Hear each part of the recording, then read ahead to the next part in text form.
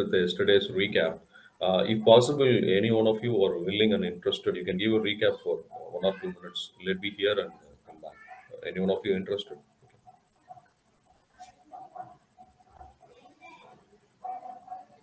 So yesterday we saw about Art Studio, sir, Art Studio and Google Okay. Colab. In Art Studio, Okay. we saw about how to define a variable and then simple if statement. Then you said about the data set, how to input the data set, and how do we retrieve the information from the data set. In in Google Colab, we saw about how to analyze the data set. Okay. Okay, fine. Any And one of if you finding it?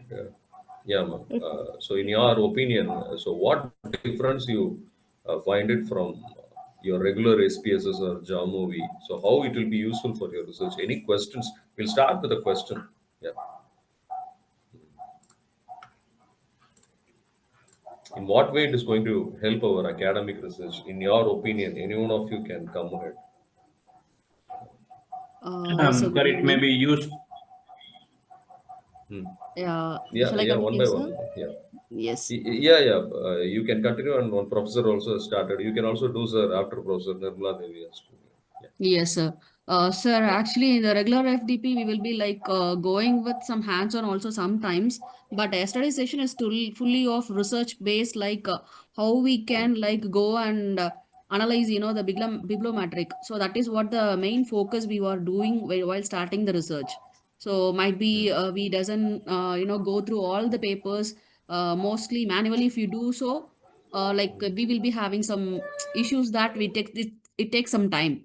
So yesterday we could able to understand that how short we can do, at the same time how we can like refine it, narrow down easily. So that is one thing which is mostly like everyone were easy to do that after the yesterday's session. That was one thing with almost three tools you have said, three ways maybe. One is using the R Studio, and other one using the Scopus site itself, and the other one is through the other tool was sir was saying yesterday, VOS viewer. So these three were like really very useful for us yesterday. Thank you very much, Professor, for your quick recap. And one more professor also attempted to say that. Yeah, yes, sir. Good evening, sir. This is Dr. Shantanu from city of Taj, Agra. And Okay. I am very much thankful to you for providing such an opportunity wherein we interacted with Professor Lim yesterday. I read his contribution in the form of research that how this bibliometric analysis can be performed. So literally and truly admirable by Dr. Anu and yourself that you have actually contributing in such a way so that this platform is actually handy for all of us.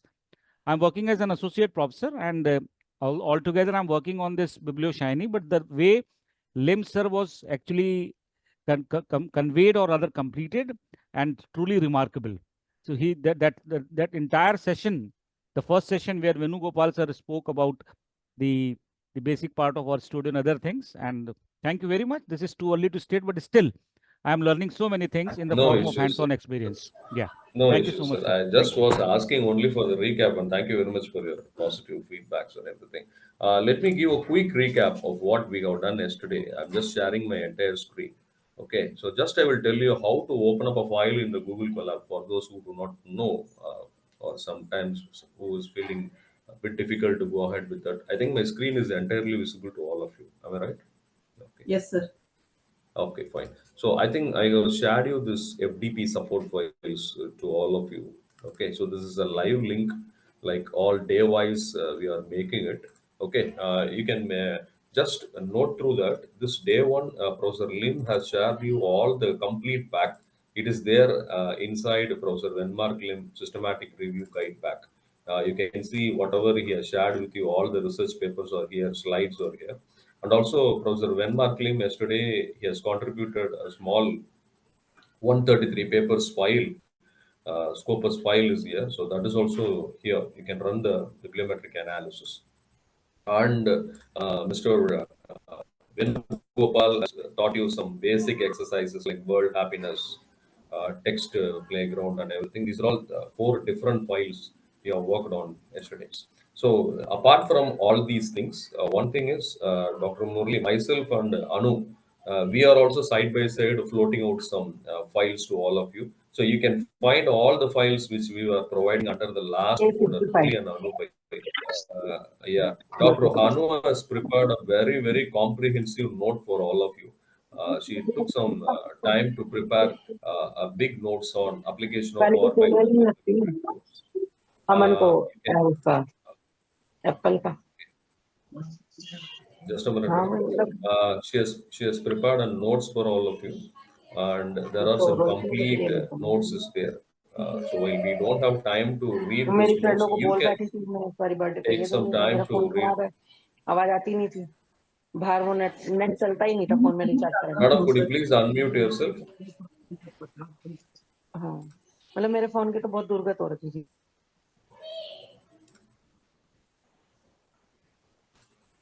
Okay. Dr. Hanu has prepared you a big notes. There is some scripts also here. You can run this and you can see the answers. And apart from that, I just for next 5 or 6 minutes, I will show what we have done yesterday. And you can see one or two files I have worked out. So this is a simple addition in Python. We have worked it. Some spelling mistake is there. Yeah. So simple addition, subtraction, multiplication. We saw that it is there inside this folder. Okay. You can see here. Just go ahead. You can see this is actually called IPYNB. You can see the file extension is called IPYNB, where you can open this file like this. Okay. If you do like that, it won't allow you to open up until you open the Google Colab. So it is not advisable to directly open like a Word document. So simply what you can do is you can go to your Google Colab, keep your Google Colab in your bookmarks like this. Just simply download this file. So it will be there in your downloads folder. Okay. Just go to Google App. So it will provide you a dialog box like this. Okay. So in this dialog box, you can always choose the upload button if you physically have the file with you. Just go to the upload button. Okay. If you have something here, if, okay, just go to the browse button. Okay. In the downloads, if you know the name of the file, just you can give the simple addition, multiplication, subtraction in Python. Okay, just give this file and give open. The file will get open. So usually you can go inside this application and download it. So this is one of the easiest option. Okay. Again, I'm just recapping you. I'm just making it a little big also. So basic max operation with fixed numbers. So in Python, if you want to make any node, you can make it the asterisk. For example, this is for my learning. So if you write it anything by asterisk followed by the letters or numbers, it won't be counted for programming. So this green color is something called safe letters. So this is only for our notes or remembrance. If you write something under after asterisk, it is like a step one. Okay, you can write like this, step one. Simply, if you write step one, it will be in white color. Then it will thought that it's a programming. It's not like that. Okay, so always please any notes you write after asterisk. So I will just define num1 is equal to 10, num2 is equal to 5. So I'm just telling to perform some operation. Addition is equal to, you can write like this. We are just defining it as addition is num1 plus num2. The next one, num1 minus num2. Multiplication is num1 into num3. That's all. After doing this operation, you should tell Python to print that answers. Otherwise, it won't get printed like this. Okay. So addition should be shown as addition. That is what it has given an addition here. Subtraction should be shown as subtraction. Multiplication should be shown as a multiplication. So that's all. I'm just making that answer. The answer is going to be performed. So if it is running means, Murali sir, actually it should be num1 asterisk num2 instead of oh, I'm num2 sorry. and num3. Yeah, fine. Good, good. Making mistakes also good only, I think. So this is how error comes in Someone, Python. Okay. So we yeah, have to yeah, just correct it. yeah. If the variables are not properly defined, means it will not be running when you go for the Thank operation. you. And Thank you very moreover, much, Professor Ranu. just to add on to Dr. Murali Ramachandran, whatever this asterisk followed by the comment, this is known as comment in R or Python. Okay, so it will not be running whenever you are running the program. Okay, so in background, it will be considered as comment only. Okay. That's all. It's just a comment only. Okay. We are just making it. Thank you very much, Professor Ranu. Thank you for carefully watching me for commenting my mistake. Okay. So this is, and whatever you are going to make it as a print here, it will be printed. For example, I'm just making it as addition Murli, so it is mentioned as addition Murli here. So if you make it as just addition alone, it will be printed here. So this is how Python works. It's the best environment. So from this, what we are going to do in the forthcoming classes. Okay, so quick example, like what we can do is, okay, for any primary data analysis, it is easy to go ahead. So what are all the primary data analysis we will make? So quick run through in 5 minutes. So let me make it. So usually we use SPSS. Okay. So in SPSS, we'll do some of the analysis called cluster, discriminant, correlation, regression. So these are all the analysis we'll go ahead. But what Python will do is, Python will carefully analyze large data set, even more than 10,000 rows and columns. Okay, and it will cluster the data. Before that, it will clean the data. SPSS and all, we should do the data cleaning manually. So it will cluster the data and then it will do some analysis. So after today, Professor Usha gives a complete analysis. We both will run and show you analysis called RFM analysis. So you all can note it down what analysis is. RFM is called recency, frequency, monitoring. So all these notes we will give you. Okay. Supposing in a supermarket, if you get a data from the supermarket manager, okay, from that you can find out the most recent customers, the most frequent customers,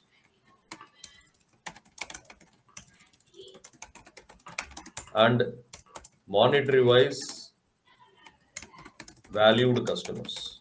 So through this, you can cluster the customers into 3 or 4 clusters. So this is how you can go for any case writing, or this is how you can go for any research writing using the secondary databases. So you can use your students. Many of our students go for research. Many of our students go for collecting data. Ask them to collect a potential secondary data like this. You co-work with them. You then publish it as a case study, or then you publish it as any research paper, so that really we are providing some implications to the people. So I'm just stopping at this point and I'm going to our program, like how Professor Lim has worked out. Many of you raised a question that you cannot able to install the R program, so we are ready to support you. But in 5 minutes, Professor Usha will join. So after her demonstration is over, it's our responsibility to help all of you individually to the maximum extent will help you. So if you open the R Studio, you can see the plus button here, or you can go for new file here.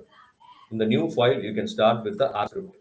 So one good thing in R is your earlier codes will always be saved here in the console. This is called console, where this you can adjust it always, because here you can give your inputs and here you can check your outputs. Okay, and how Professor Lim has run. So anything you need to install the library first of all. So there is something called install.packages. If you start typing itself, it will come here like, just a minute. I'm just showing you little big. Okay. You can just make it as install.packages. The moment you start typing, it will come like this. Okay. There is a package called Bibliometrics. When you start typing it, it will show you in the drop down. You can select Bibliometrics. That's all. After installing, you are asking it to run from the library. So it is called library bibliometrics. Any package, you should just start with install.packages, then you should go with library bibliometrics. And then the interface is called Biblio Shiny. So any interface should be digited like this. That's all. This is a three-step code. Okay, I'm just putting this code in the chat box also. So before Professor Usha starts her thing, I just want you to give all of you is this. I'm just putting it in the chat box. Kindly please note it. Okay. You can copy this and you can run this program. So there is a run button is here. If you plus run, if you are already got installed, no issues. You no need to install this again and again. So once it is already installed, you can ignore this step. Directly you can go with the library. Since I have already installed it, I no need to install. I'm just clicking it no. Okay. Now you may see this Biblio Shiny package will be opening in your Google Chrome or Mozilla Firefox, whichever is the default browser for you. So you have to wait for some time. Our program will take its own time, but not much of its time.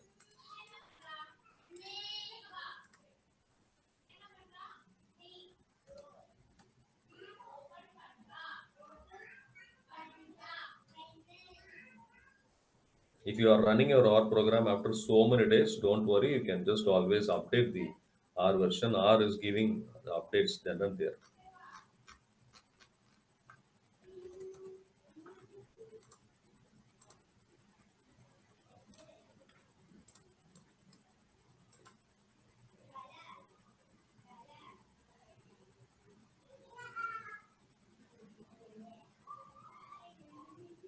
Okay.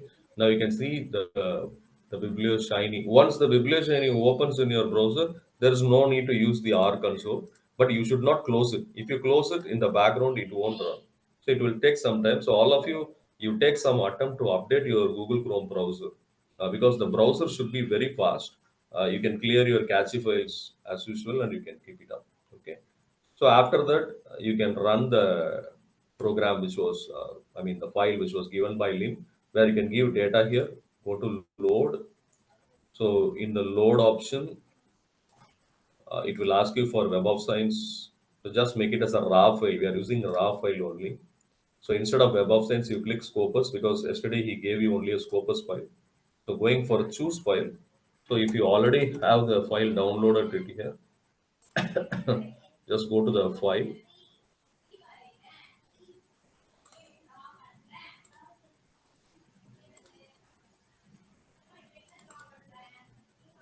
Okay, just I'm just giving it as a papers which I already have. Clicking start.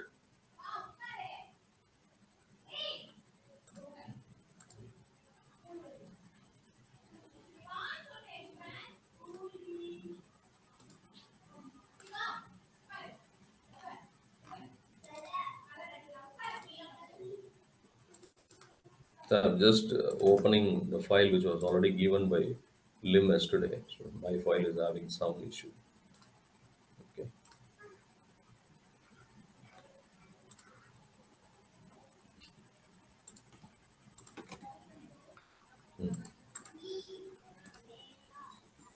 So after that you click start. If it is a small file, it will open it up very quickly. If not, it will take some time.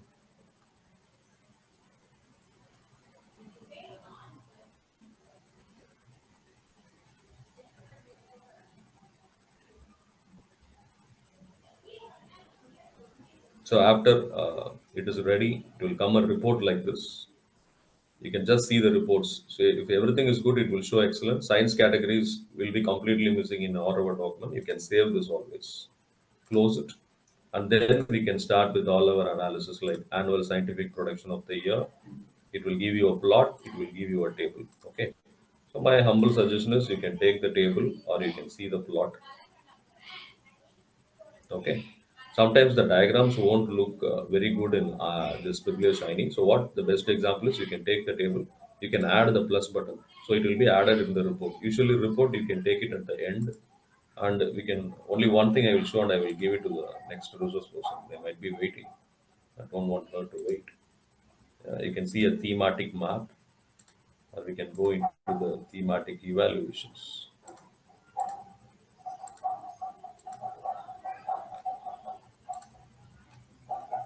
You can see the word cloud. Okay, this could be the word cloud, and I'm saving this also, making it in the plus button. Since it's a very small document, only limited keywords are coming. So after you add all the required things, you can go to the report at the end, and you can export the report. So whatever you have downloaded, it will be showing here, and the report will be taken as a Biblioshiny report at the end. Okay, fine. I think I will quickly recap to the yesterday's thing within the set scenario. You can see the report. It's a quick glance. It will be coming as a different pages. We can copy it and we can paste it. So there's annual scientific production. If you want, you can draw a new diagram using the Excel file, not the one which looks very big here. So we can make our own diagram. So we can do some re-engineering here and we can make it like this. Okay. So I think I'm done for the day. Professor Usha is there, Professor Anu. Yeah, ma'am has already joined. Hello, madam. Good evening. I'm sorry for making you wait. Good evening, sir. Hello, madam. Yeah. Can you hear me? Yes. Yes, Yeah, madam. You ma'am, can you're just audible. start. I'll Okay. just stop Okay, my sir. screen. Yeah, you can come in the camera mode, ma'am. You can just see the participants first, and then you can.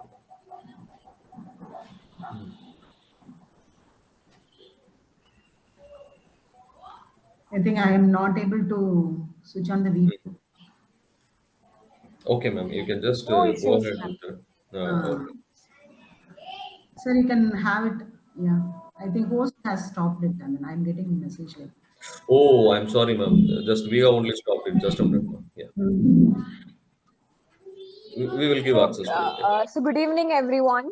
So we are truly honored to have with us Dr. G. Usha Devi, Professor in the Department of Information Technology at Vellore Institute of Technology, VIT Vellore, as our distinguished speaker for this evening session. So Dr. Usha Devi holds a PhD in Information and Communication Engineering from Anna University, Chennai. She also completed her ME in Computer Science and Engineering from the same university, where she was a university rank holder and gate scorer, and earned her BE in Computer Science and Engineering from the University of Madras.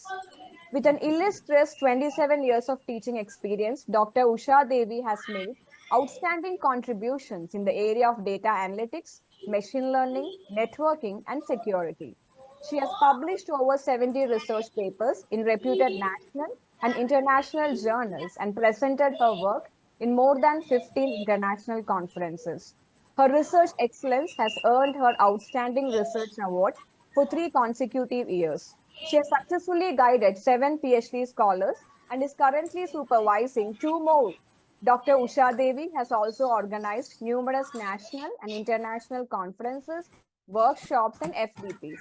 She recently completed a consultancy project titled Quantum Computing Educational Content Development for Anuntara Private Limited, Bengaluru, and was recognized among the top 2% scientists by Stanford Elsevier for the year 2023. So this evening, she will be sharing her expertise on effectively leveraging R and Python tools, along with simulated dataset for the research, data analysis, and bibliometric studies. So let us all join together in extending a very warm welcome to Dr. Usha Devi, and we look forward for an engaging and insightful session ahead. Over to you, ma'am. Welcome, welcome, madam. Welcome. Sir, yeah. Thank you, Anu. And then, sir. First, I'll share my screen.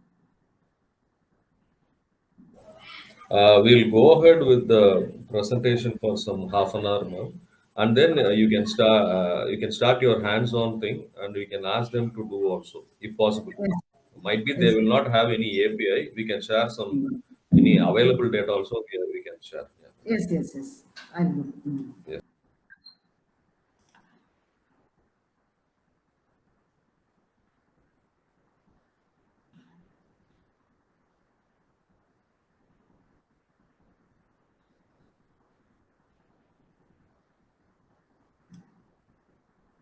Shall I share my screen, sir? Yes, madam. You can share. You are already a co-host. You can share everything.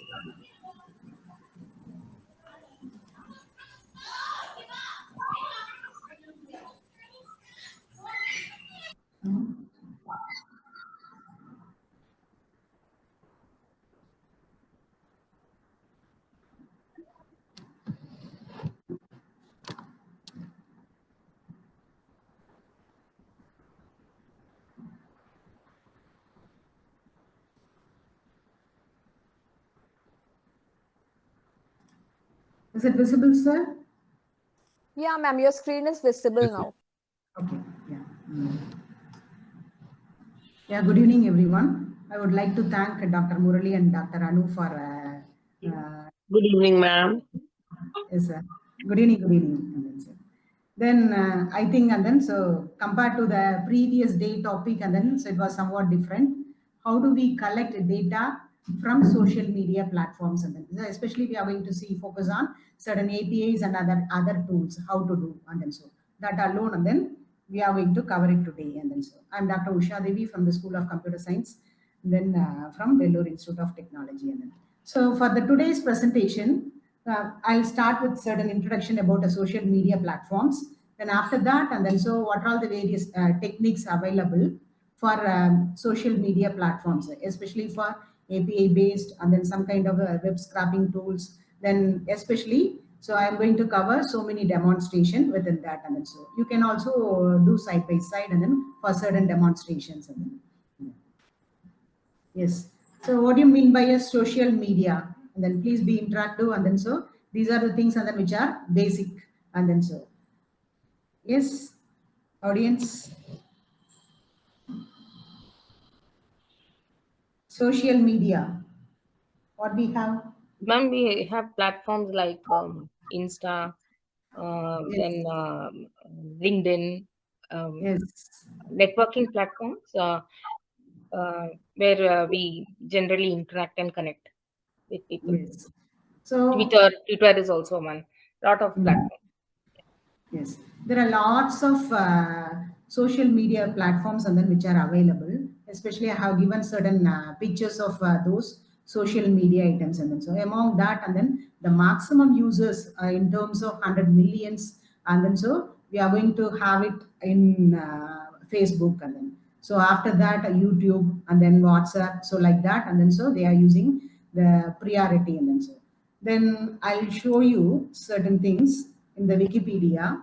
Okay, so that's for showing what are all the platforms, and then we are going to have. There is social media we can have, and then which are the countries, and then how much millions of users, and then they are going to use it, and then millions as well as billions, and then we have it there, and then so the first topmost one is Facebook. Then this is in terms of, and then 3.7 billions of users, and then so next thing is, and then YouTube, and then WhatsApp, Instagram, TikTok, and then WeChat, Messenger, Telegram, LinkedIn, Snapchat, and then like that, and then so many things are there, and then so a few things, and then even, and then we are not using, and then especially for other countries, and then okay, they are following even Pinterest, then X, so it was previously called as Twitter, and then so Reddit, Quora, Threads. So all these are social media platforms alone, and then so then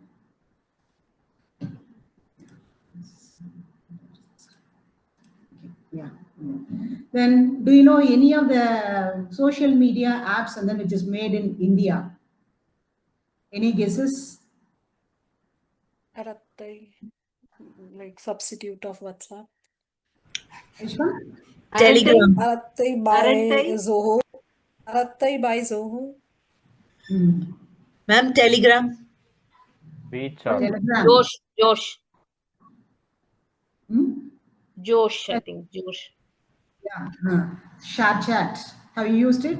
Madam, how to take data from any social media like Reddit? Yeah. Yes. And then so no, I'm asking about and then so that is developed in India. Which are the social media apps and then so which is popular, which was developed in India. ShareChat, Emoji, and then Shingari, Koo, Trell, Mitron, Public, Portal. These are the top 9 social media apps and then so which are given and then so as per the business outreach and then the topmost 9 are displayed and then so I think most of them and then knowing ShareChat and Emoji alone and then so okay and then these two are popularly used in India. And then what about the social media platforms and then why do we go for that? And so it's actually a new media technologies that can facilitate creating or sharing and then aggregating the various contents. For example, and then so if you have any ideas, interest, and then otherwise, and then so different forms of expressions, and then all those things, and then you can share it with others, and then especially among the virtual communities as well as networks, and then you can share it. Such kind of technology, media technology, we can use it over here, and then so that's called and then social media platforms. And there are so many social media platforms and then which are available. All those things are categorized based on their functionality. So main primary functionality, and then based on that, and then we can categorize it. So first thing is, and then social networking sites, you already hear about, and then so most of them are we are using Facebook, LinkedIn. It's especially for connecting personal connections, connecting personal things. Then LinkedIn is for our professional connections, and then so the whole network, and then we are trying to connect either in the form of professional or personal, and then so based on that, and then we are trying to make use of the APIs, and then so.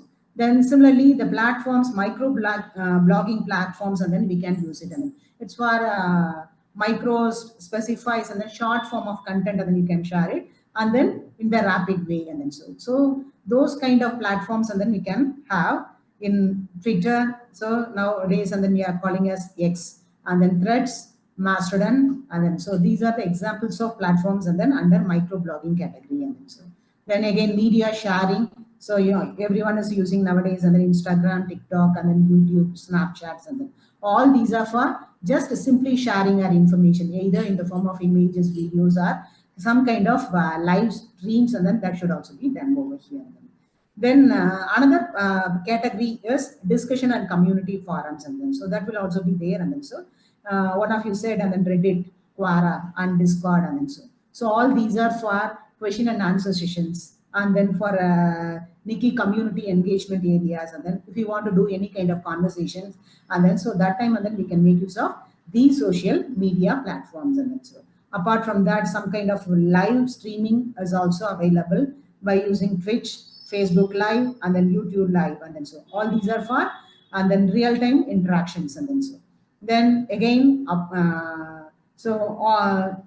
most of the things, and then so which depends on, and then so some kind of corporate control, and then so who has developed, and then so under based on the public policy or private policy, and then so we can have it, and then so some kind of decentralized social media platforms are also available, just like and then Mastodon and Blue Sky, and then so these are also a social networking without any under the control of corporate, and then so. So this is mainly for more autonomy for their data as well as interactions. And then so.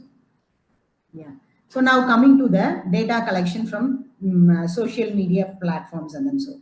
So that can be done through two ways. One is application programming interfaces called APIs. Another form is and then web scraping, and then so. So I'll start with some theoretical forms, and then after that, and then we'll show you the demonstrations, and then so. In case of API-based data collection, and then here it's for mainly accessing and then structured data, and then so. So for example, and then Facebook, Twitter, Instagram, LinkedIn, and all, and then we are using normally, and then that will offer their own platform as APIs. So that is for providing some kind of structured access to the given data, and then so. So from the given apps, and then so. Then so these are for retrieving some kind of special types of data called user profiles, posts, comments, likes, shares, followers, and then so other metrics, and then who are all the peoples, and then which are available, what's their interest, and then so etc. So all kinds of data we are trying to retrieve through such kind of platform APIs, and then so. Madam, you can also say what is the API to them. Many of them are new to this. Oh, okay. You can say that. Yeah, that I can. So it's an application programming interface, and then so we are creating an interface, and then that will help you to provide such functionality. For example, we are having Facebook access, and then so then through our interfaces, and then we are trying to connect various social media platforms, and then okay, so once connected, and then we can able to transfer some kind of data. So for example, and then I am having one kind of API, that is application, and then from my application I am trying to fetch some data from either Facebook or Twitter or LinkedIn, etc. So like that, and then I am going to create my own so application interface in order to retrieve data from various social media platforms. And then so such kind of data collection technique, and then we can use it here as APIs. So API stands for application programming interfaces.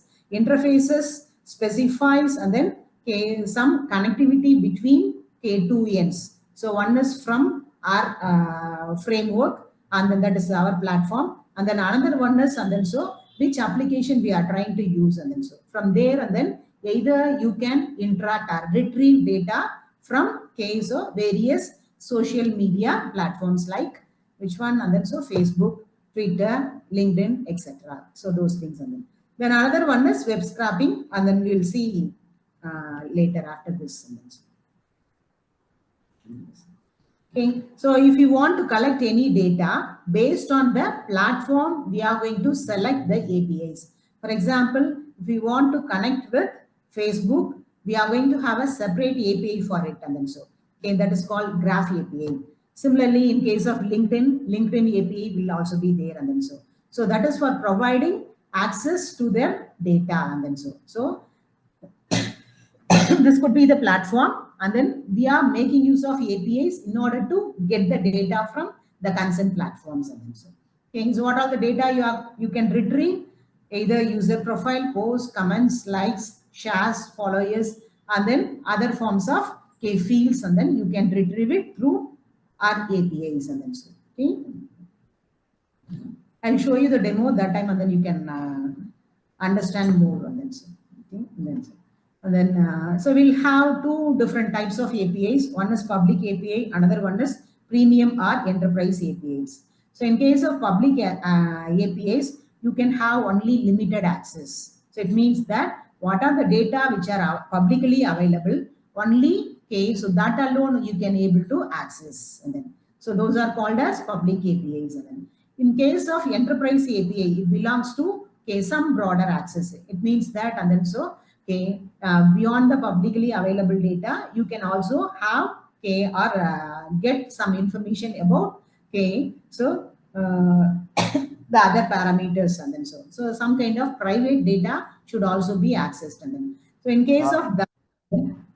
Madam, for PhD purpose, which types of API is suitable? Yeah, in case of enterprise API, that could be suitable for accessing more, and then so, but it requires and then license based, or that is payment, and then you need to do, and then so maybe for 1 week, 6 months, and then so the term basis, and then you can add it, and then so how much data you want to access, and then based on that, and then they are providing certain access, and then so. Okay, in case of PhD purpose, and then so you can try to use a premium API or enterprise APIs, and then so in case of public APIs, and then you can have a very limited access alone, and then so what are all the data which is publicly available, that alone, and then you can have. Madam, for yes, yes, sir. Facebook.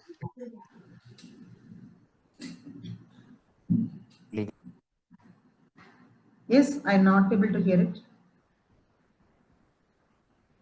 Ma'am, the question is for LLMs, which API should be used? LLM. Yeah.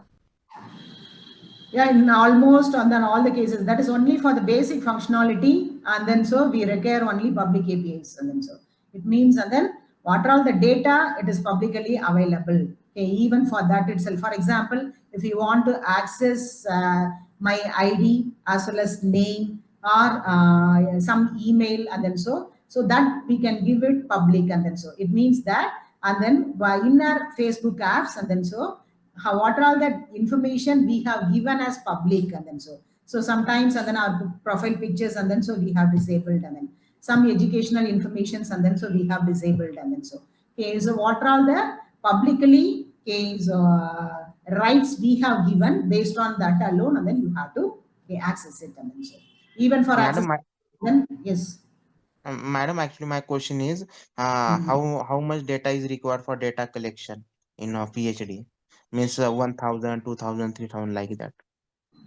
No. If you are having a large amount of data, then alone you may get the accurate value of results, and then suppose, for example, and then if you have only 1,000 data which are available, and then all those are depends on certain factors, and then we are not going to give different kinds of possibilities, and then okay, that should also be limited, and then if you are going in terms of lakhs, and then that could be better, and then the accuracy could be better in that way.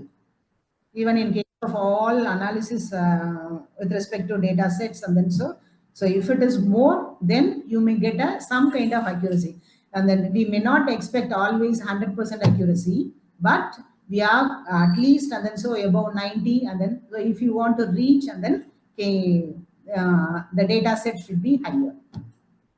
And how many social media is required, madam, for PhD? Actually, my topic is social media. No, it's not like that, and then you can make use of Facebook, Reddit, Pinterest. Can I take only one or more than one is enough, and then one is enough, right? Problem statement, you have to select any one alone, and then no need to require, and then multiple social media platforms, and then for research purpose. Since and then that you are going to focus on detailed manner, and then yes, functionality wise, and then we are focusing on in-depth concept. Can I select, madam, 2 or 3 social media, for example, Facebook, Twitter, That should LinkedIn? also be fine, and then if you are going to show the comparative results or integration results, so that time, and then you can have. That's why, based on your problem statement, and then you have to select. But one is enough, and then since and then within itself, and then there are lots of information, and then which are available. But based on that, and then you have to select the concerned platform API, and then some kind of APIs, and then which will help you to add multiple platforms, and then that is also there, and then I'll share. But madam, Facebook original data of Facebook is not available, na madam? How we can get that original data of Facebook? That's why, and then if you require the enterprise based, and then that alone, and then you have to access it, and then it's license, or okay, and then some kind of partnership, and then if you have, then alone, and then you can get. That's why you have 2 classifications. Okay, and then one is publicly available, another one is, and then enterprise based, and then if you are going for research based, and then better, and then you can go for enterprise, okay, or premium based. Actually, madam, my topic name is investigating the quantification of effectiveness of data mining techniques for different issue of social media users pattern. Okay. So nowadays you should not prefer based on the data set, and then which are publicly available, and then you have to collect from what is that, and then so any kind of premium data set alone, and then you have to select it, and then we are not getting, and then the accurate result in the publicly available data, and then especially Kaggle data if you are using, and then nowadays, and then they are not preferring, and then in many cases, and then if you are saying about some kind of universal data sets like Kaggle and all, and then okay, so the papers got rejected, and then they are asking for some kind of real-time data.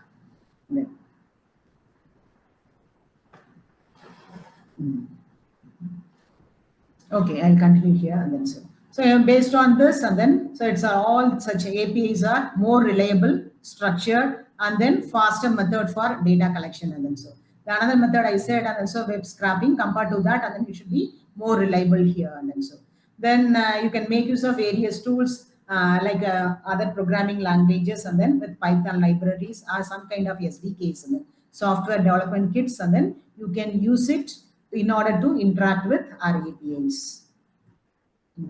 The second method I said, and then so web scraping is actually the extracting data directly from social media web pages, and then so. Okay, so using some kind of bots or crawlers, and then so you have to use it, and then so that's for web scraping, and then okay, that is different from and then APIs, and then so. So here we are going to have only limited access. So at certain stage, and then so some of the kindly data. minimize stop sharing screen, madam. What happened? So we are sharing your entire screen like that. That message is there. That we can minimize. Oh. Only PP. Okay. Just for showing the demonstration, I have shared the complete screen.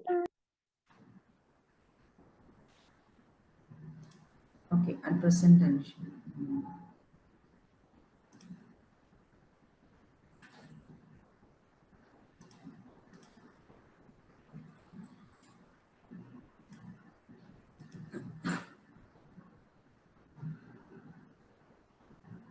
still another application.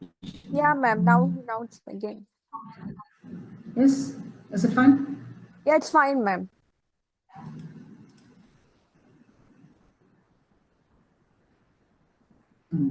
Okay. For the demonstration. Again, Ma'am, your screen is the screen minimized, is not, ma'am. not Again, your visible. screen is Screen minimized again. now. Oh, okay.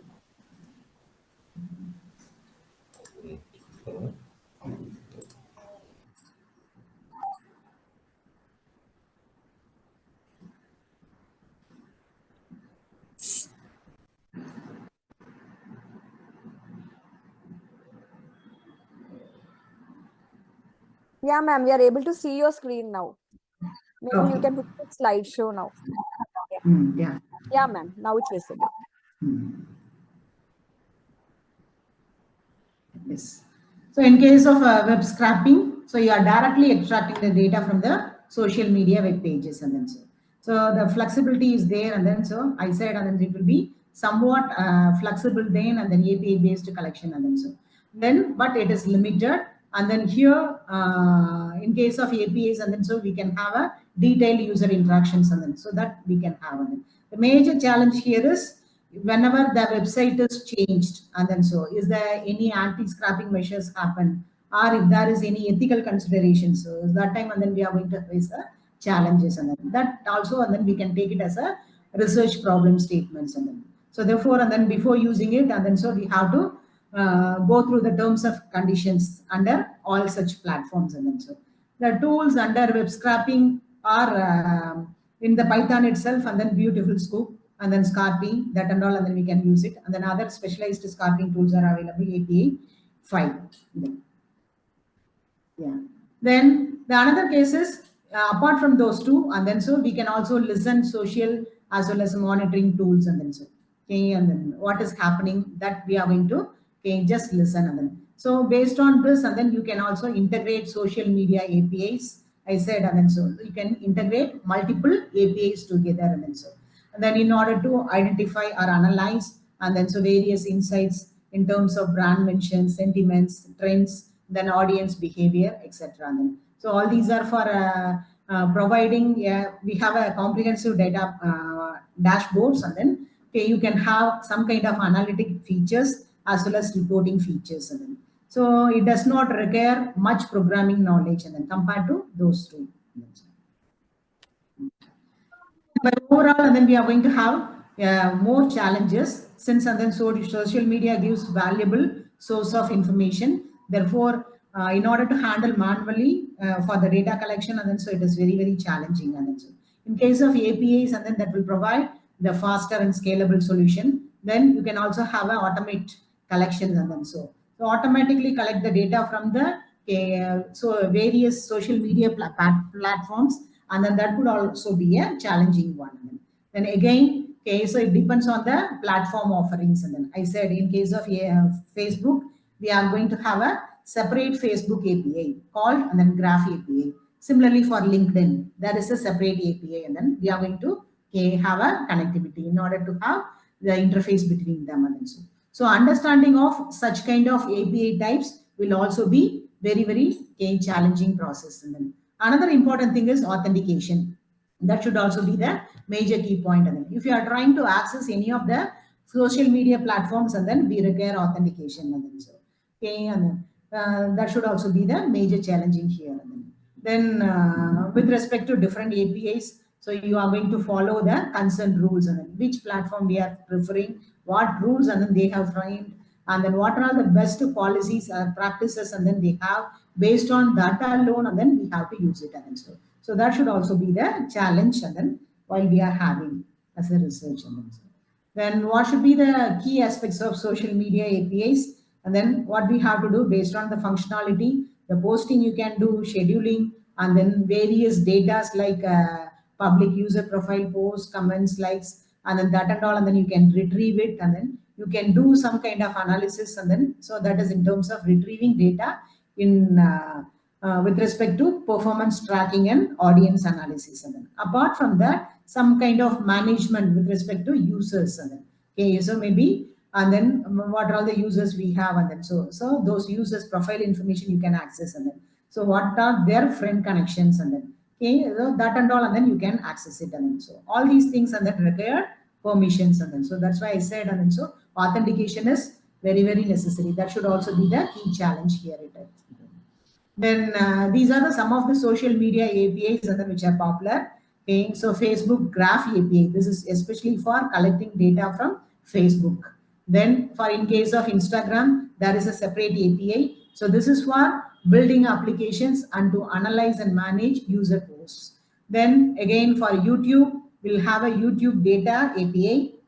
That is what so vast video content as well as user data, and so automatically you can also interact on them.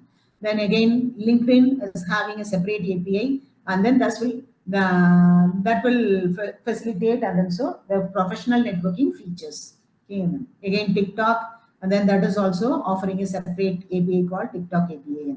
So Twitter now it's called as X API, and then this is also for accessing the core contents of Twitter data and search functionalities, trends, etc.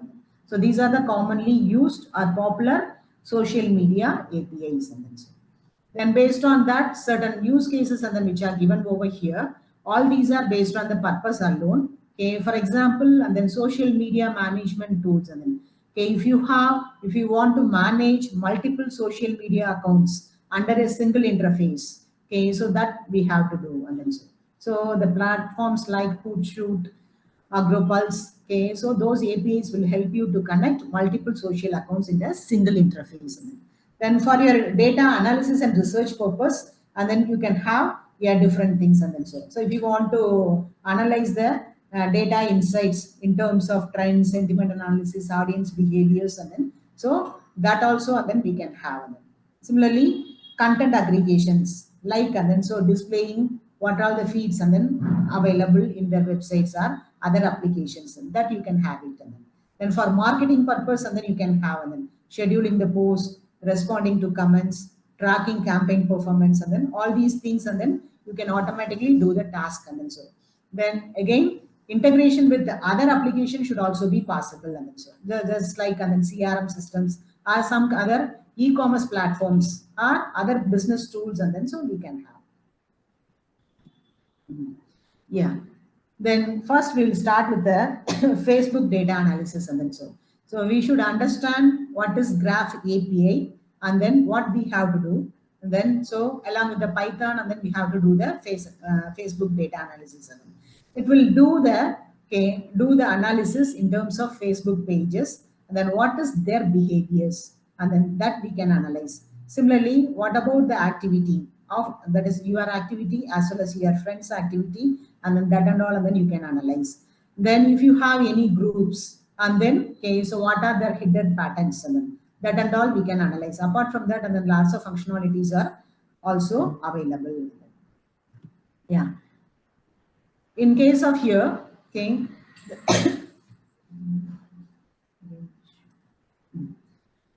In case of Graph API, okay, so first we can enter into the Facebook account login. And then, okay, I'll show you some demonstration along with this. So before that, I'll give some introduction theoretically. Okay, so first always, and then you have to open the Facebook login account, then their password. Then if you want to, okay, analyze any data, we have a separate, okay, so platform which is specifically for developers. And then so developers can create their own interface in order to connect with the different, okay, so social media platforms. And then so in case of Facebook, and then this is the site, and then we are going to use it here. Okay, and then so once done, then it will open the dashboard. Then among that, and then so there is my apps. Okay, so again, so we have a menu called tools. Then within that alone, and then we are going to have a Graph API Explorer. Okay, so just click on it. We'll have a demonstration here.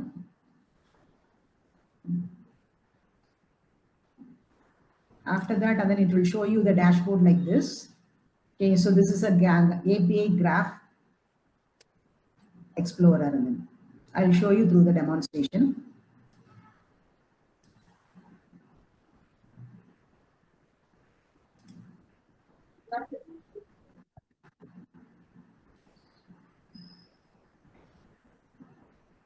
You can also Babu, D5. Yes. Yes.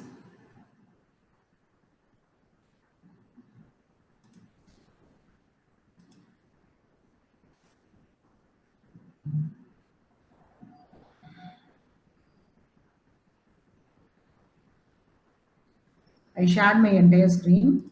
I'll start with the PPT. Okay. So all of you first enter into the Facebook login. Go to the Facebook account, enter the user ID and password. Already I have opened my Facebook account.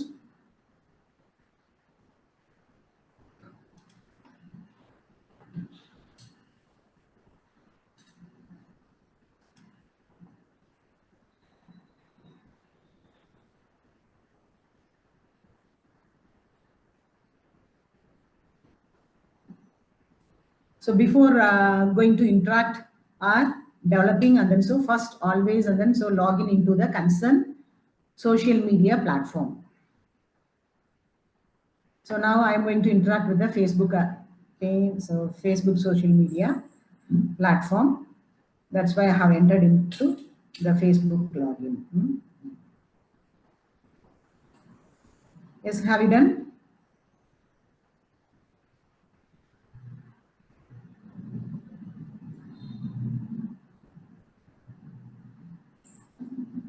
Yes, ma'am. Okay. Simply just open your Facebook account, that's all. Then after that, okay, yeah, go to this URL. I'll share you in the chat box.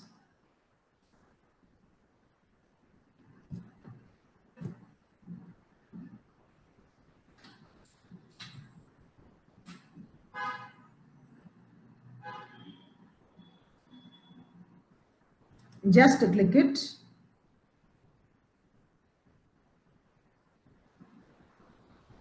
It will go to the developers page of Facebook. Yes, done? Yes, madam. Yes. Okay, so are you getting this page?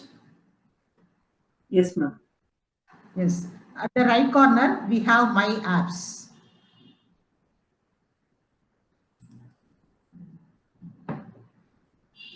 Just click it.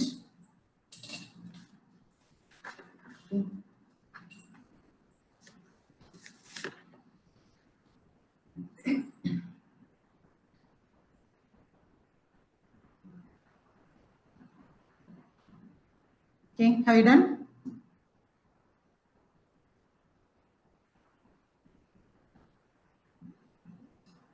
Yes.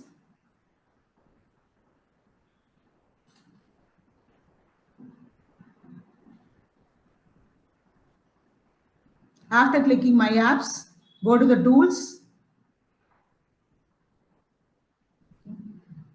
So we are having so many tools, and then now we are focusing on Graph API Explorer. Just click on it.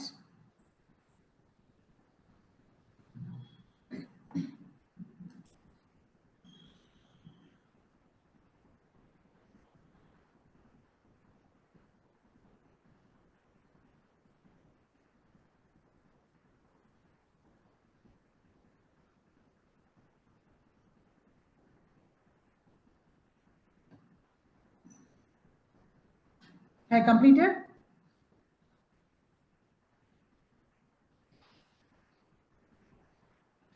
Madam, for first time, it is asking for registration because I'm not getting directly the apps. Yeah. Okay. It's asking to send an SMS and register. That's what I'm doing. Yes, I forgot this. For the first time, and then you have to do the registration, and then so.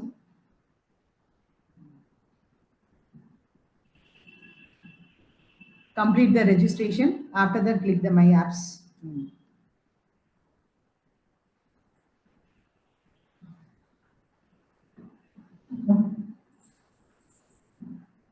Since and then we are going to do 2 demonstration through this Facebook API alone.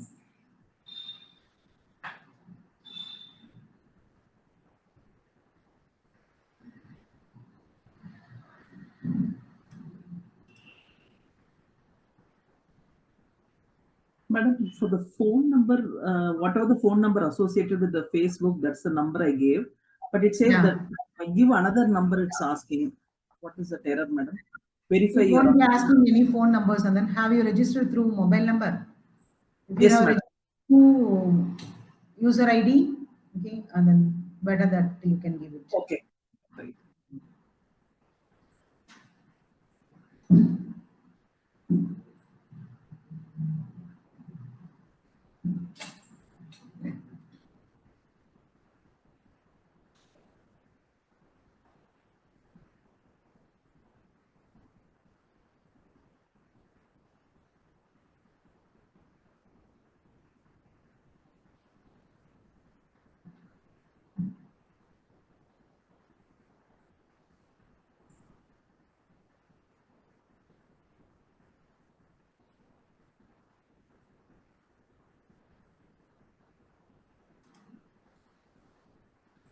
Ma'am, can you repeat again, ma'am? Yes, what happened? Ma'am, can you repeat this test again, ma'am? Okay, yeah.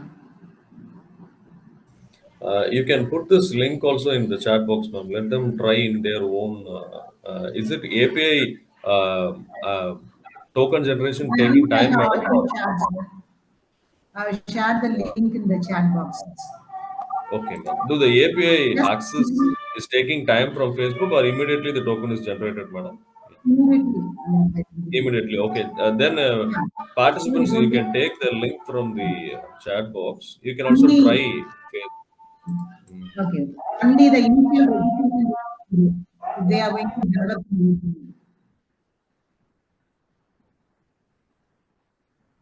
This is where we can do a social sentiment analysis. We can collect the sentiments from the Facebook, any user behavior, user complaints. We can take all the Yes. complaints from here and we can see. Yeah. Link I have shared. Okay, just click on the link. It will automatically go to this one, this page, developers.facebook.com. Yes, I will close it and open again. Just click the link alone again. Okay, initially, it will be asking for registration details.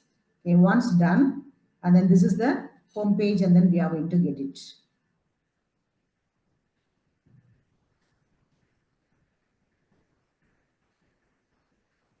I have just posted the link what browser has given in the WhatsApp group also. You can take the developer link there also. If anyone want to share your screen and if you want you want to do Yeah, that, we are getting let errors browser and also also will this one. guide you. Anyone is coming forward to share your screen, and if you want to show and get the demo done, also it is fine as a part of the hands-on. Anyone is coming forward, we will give you a host access to you.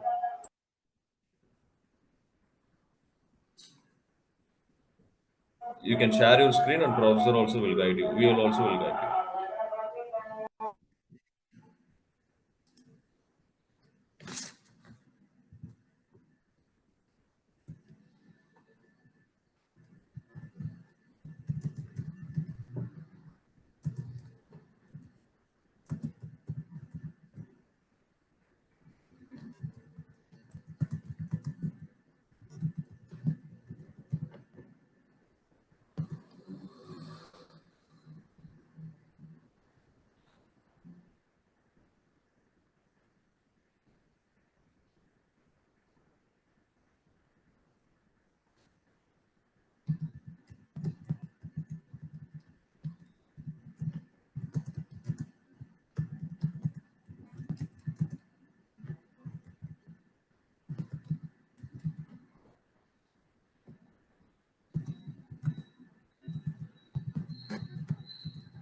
What will be the next step? Madam, after Yeah. entering the developers.facebook, so where we need to find out the API, madam? Have you clicked this link? Developers.com. So developers.facebook.com. Yeah, Madam, yeah, login screen with is not after visible, very madam. secret tool. This one, this screen, and then you Yeah, are it is able to available. get. Yeah, it is there, madam. No, so that I'm telling you, if anyone can share your screen and professor can guide you, you will also will get an experience. Others also will see. Instead of she shares her screen always. If anyone can share your screen, it will be very good. We can go ahead. Nothing new here. It is very simple. Just click the link and then what I have given. It will asking for registration. Before that, and then you have to open your Facebook account. First, open your Facebook account, then click the link, and then it will ask for a developer registration. Okay, once the details are given, then this screen will appear. And please don't try via mobile. Okay, ma'am. I'll just try and share my Yeah, please. You tell your name, madam. I'll give you the access so that you can share your screen. Dr. Kirti here. Yeah, okay. I'm just making us a co-host. You can share your screen and professor will guide you.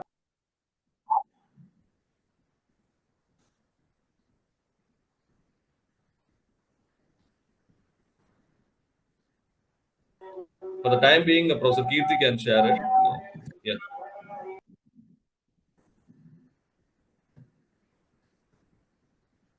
See my screen, ma'am. My screen is visible. Yeah, we can see yours. So this is the link which you have shared in the WhatsApp group. Have opened that link. But can you share the full screen, ma'am? We were unable to see the URL and the full. At the top, and then we are not able to see. Top, you're not able to see. Okay, How fine. do Okay. now can Yeah, you yeah. see? Now professor will guide you. Click Yes. get started. It will ask for a registration. Ma'am, I didn't receive the registration link. Where is the registration? Get started. It's in the WhatsApp group. No, madam. You just follow the instruction what she is saying. It is all in the screen only. Get started button is there. Okay. Here, sir. It is in the top right corner. Get started. Near Okay. the. Yeah. Get started. Madam, it is available in resources, madam. Under Yes, sir. resources in development tools, it is available. Yes. Register.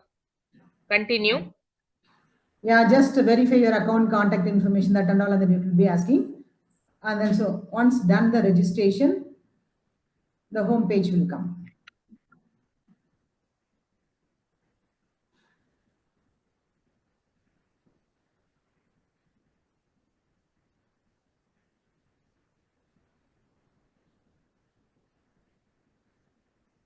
Check the verification code from your mobile. Type it here.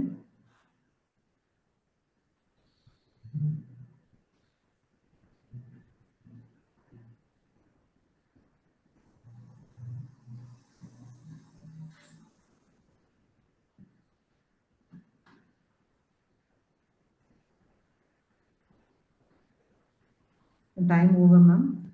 Once again, It doesn't click come, send. ma'am. Send No, SMS again. yeah.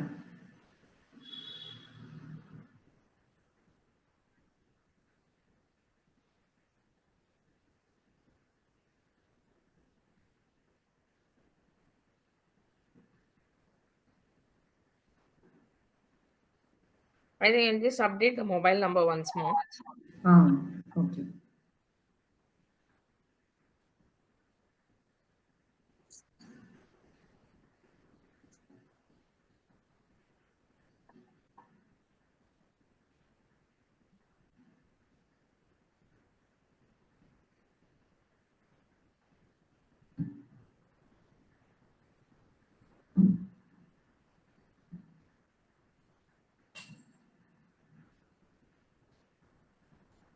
Which number you have given in your Facebook account, that number you just give it.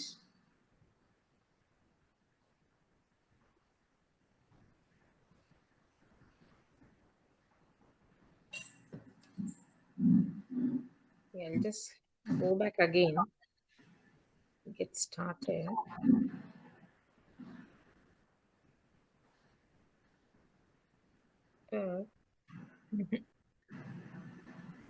There is some mismatch, I think, ma'am. It's not working. If somebody else can share, it's not working here. I think there's some error. If somebody else can share. Yeah, If just any leave it other on. participant is interested, means you can share your screen. Okay, this is some of the first step. Even for your students' project, for final year projects, you can recommend them to use this API to collect the sentiments, not always the primary data. You can convert this as a research paper later. It will be very beneficial for us if you enable all the APIs. Then we can use this for qualitative research. See, we do Yes, lot of. yes, we can This use it. is a basic step, and then what we are going to focus on. We are trying to get some information from the any of the social media platforms. And then now The we are. sentiments, especially, ma'am. The Yeah. sentiments can they be used for qualitative research? Yes, yes. Okay, I'll share my screen. Okay, then on this home page comes, click my apps. Ma'am, your screen is not visible, ma'am. Okay, oh, I think I have to share it again.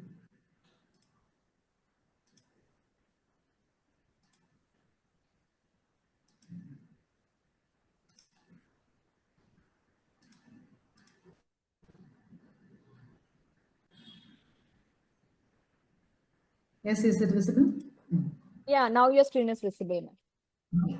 So this could be the front screen of it, and then so in the right corner, and then we will get my apps. Okay, and then so if you have created any apps, and then before that, and then that will be okay. So displayed over here while clicking here. Okay.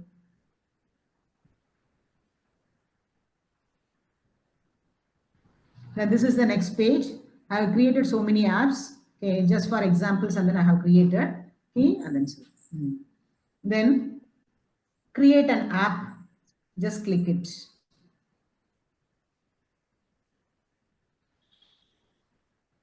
The next step is I'll type it in the chat too. Click my apps.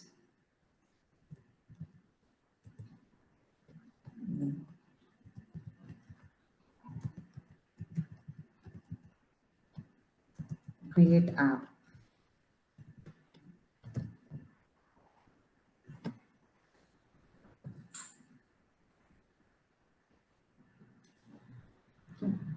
So now it will show you the screen, and then so this is for creating the new app. Okay, and then so which name and then you want to give, and then you can give the own name. For example, I am giving my application.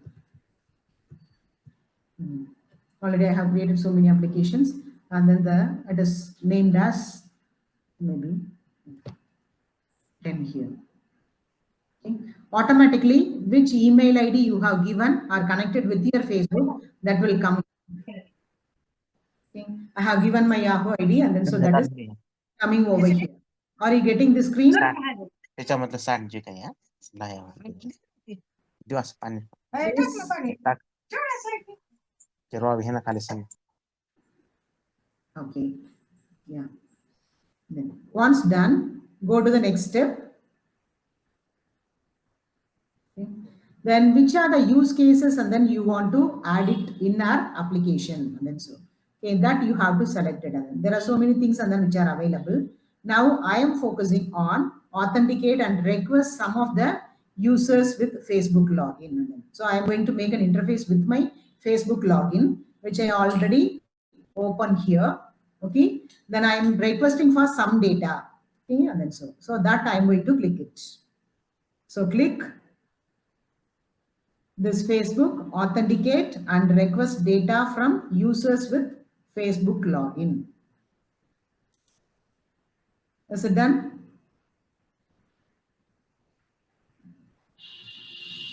Okay, yeah. Then click next. Okay. Now the application details we entered and then use cases and then we have created. If you are going to have any businesses, okay, so that time and then you can connect it over here. And then, for example, if I am having my own business or industry, and then we can have the concern app for it, and then so that you can connect it with your Facebook login, and then so for simplicity, I have given my okay, so Vellore Institute of Technology ID, and then so which is also already available, and then I am trying to get some kind of information and then from there itself, and then so if you want to access any a common ID, that is if you are having the owner of it, then that could be fine. Okay, so otherwise and then we require the access for that, and then so you need to verify it that in order to gain any access, that is very very important. Okay, so if you don't have, and then create a new business portfolio. Okay, this was already created by me. Okay, so if you are a new user, then you don't have any business portfolio yet, and then you can have a new portfolio through this. Create a business portfolio. Okay. So in this case, once clicked that one, yes, have you done? Yeah. Yes. Okay. So enter your business portfolio. If you are having your company or own industry and all, and then so you can. Okay. Everything is teaching based only, ma'am. So I think they won't use this. We can go for use cases. Okay. So that details and then so we can enter it and then so. Okay, so maybe portfolio name and then contact information, especially email, and then that should be record and then so. So once all these things are entered, and then the create portfolio will be okay, so automatically created. So that will be added over here. I have already done this, and then I am using the same thing.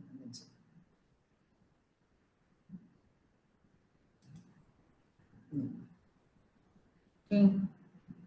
Since I am not the owner of this, and then so it will ask you for verifying okay, all such details, and then so okay, and then so this page will come over here. That should be there again next to publishing requirements, and then once everything is verified, then alone, and then that could be added over here.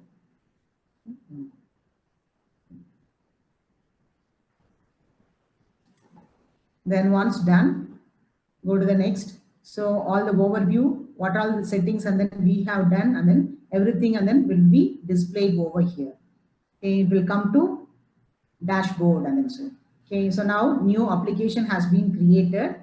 We'll move on to the dashboard and then so. Are you getting up to this? Yes, okay, fine. Okay, so click go to dashboard. Okay. So it will asking for authentication and then so. Okay, for authorizing the access of your Facebook, and then that you have to enter it. That is password. You need to enter it.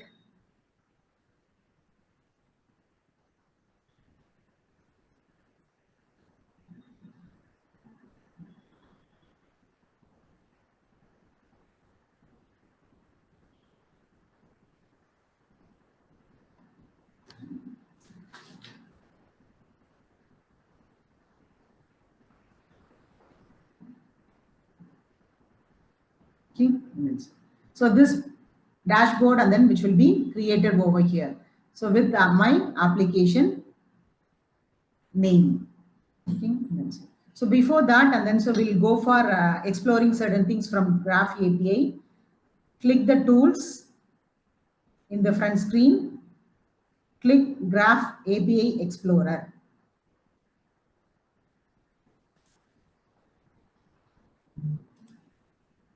Is it done?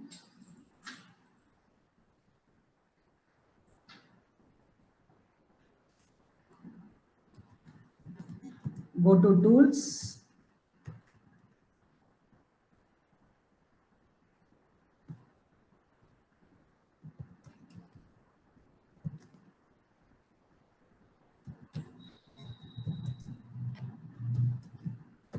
Graph API Explorer.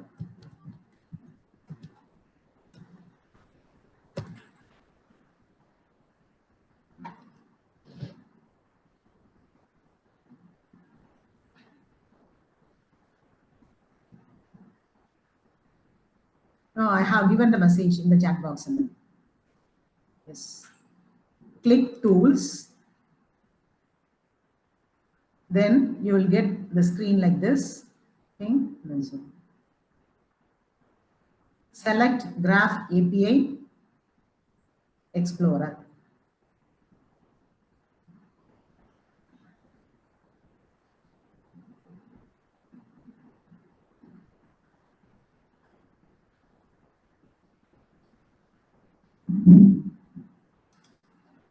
Are you getting this?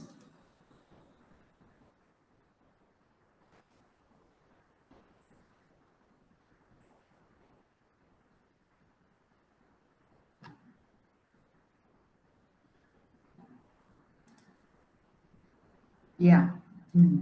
Then. So in this case, this is for getting the request. Okay, and then so if you want to send the request to Facebook, and then okay, so you can send a request in terms of getting some information from there, and then so you can analyze it here and then okay, and then so then each and everything, and then you have to type it over here, which are the information you require, and then click submit, and then so. Then another part is we are having the access token, and then so. So initially, if you have created any application, and then that application could be connected over here. For example, I have created my application 10, and then that could be connected here. Okay? And then so whatever it could be, and then just give your application name here under Meta APP. Have you done? Yeah, you can go ahead in your way, ma'am. Let them follow. Okay. Yeah. I'm getting some responses. So that's Yes, fine, ma'am. We'll give time for them to practice because full 3 hours. okay. We no need. We are Yeah. not, you can finish the demo and then. Okay, I'll complete this, and after that, I'll give you some time for doing this.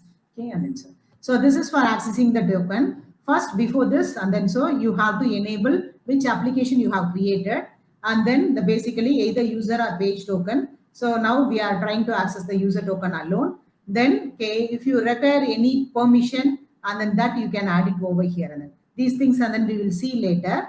So at present, and then this is one of the component in order to access your tokens, and then so after giving such details, and then you have to generate the access token, this token alone, and then you have to make use of it in our okay, so that platform API platforms, and then so you can easily copy the token here, and then that will ask you okay in some place for accessing token, so that time, and then you have to paste it and okay, make a connectivity over there, and then so at present, you just forget it. I have given the information about access tokens, and then so give all such details. After that, generate access token. The token will be generated like this. Then just make a copy of it, and then so that should be one part of it. And then now we are going to focus on getting certain requests from Facebook, and then so. For example, by default, and then so that will show you the ID and name, and then okay. So the screen, and then will show you by default. Okay, apart from that, there are so many names and then which are also available. So at present, I'll give only a submit button alone. Okay, so it will show you my ID as well as name. So that will automatically, okay, is added over here, which are the fields and I'm requesting. And then, okay, so automatically that could be requested from my Facebook, and then the details are displayed over here. And then if you want add some more details like first name, last name, short name, middle name, okay, and then so that and all, and then we can add it over here, and then so okay, so maybe I'm adding my last name, and then so only, okay, this alone will be a last name, and then if you want to add first name, okay, so that also you can select it.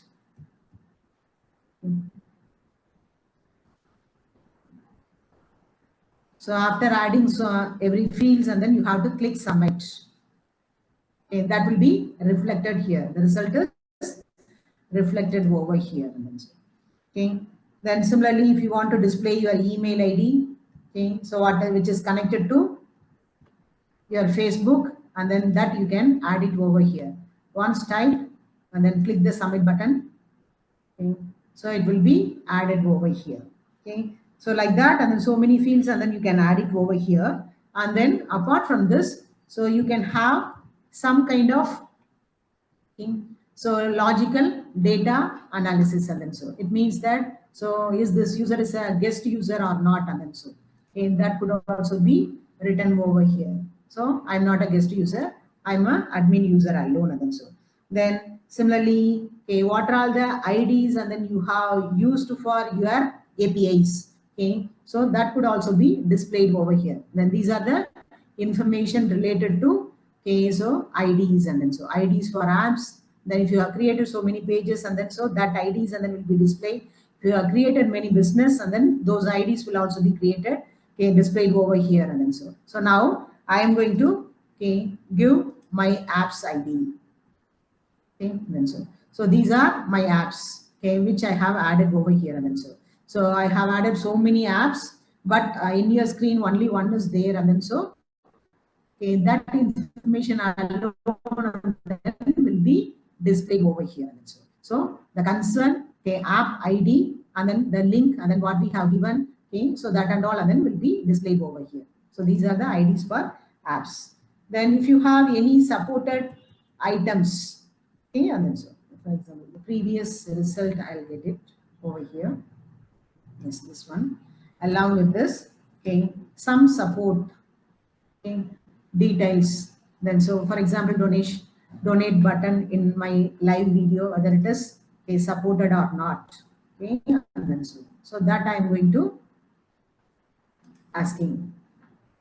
Okay, and then so no, false, and then so I don't have any live video here, and then so therefore, and then it shows false, and then so what are all the fields I have added, okay, and then those things, and then okay, will be displayed over here. Even, and then yeah, you can add it over here, and then so these are the fields, and then we can have, okay, so what should be the install type, and then that we can add it. Once you have, okay, enabled, that could also be added over here. So that related information I can get it from my Facebook account. So, okay, for example, so now there is no installation type, and then so it is shown as unknown here. Okay, and then so this is one kind of exercise, simple exercise, and then so in order to retrieve certain details from my Facebook, and then so okay. Yeah, are you getting any doubts about this? Yes, participants.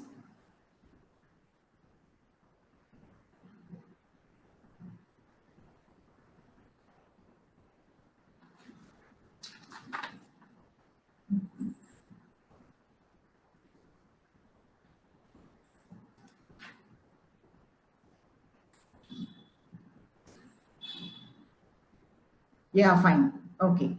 Yes. Okay.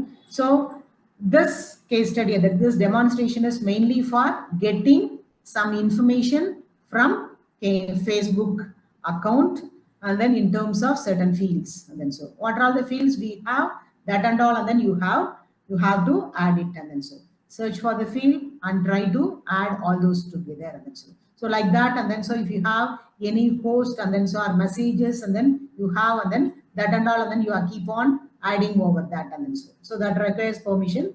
Okay, so based on the relevant fields and then which you have, once it is given as public, okay, in your Facebook account settings, then all those things and then so you can access it over here and then so since and then all these are publicly available information, that alone I have shown, and then I'm not showing my post and all and then so messages that and all and then so okay and then so that is given under private rights and then so okay and then so this is one kind of one part of the exercise and then then the another thing is okay, so this part and then so accessing a token and then so already we have created an application. Yes, okay, so my application and then we have created thing.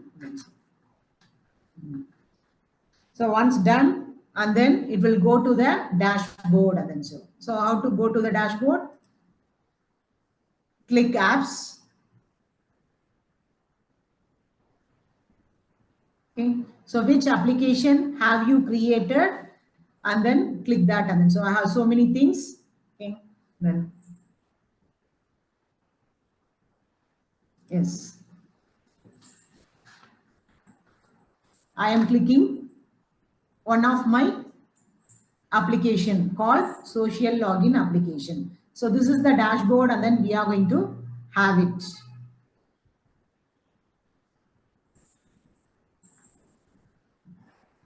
Is, are you getting the screen?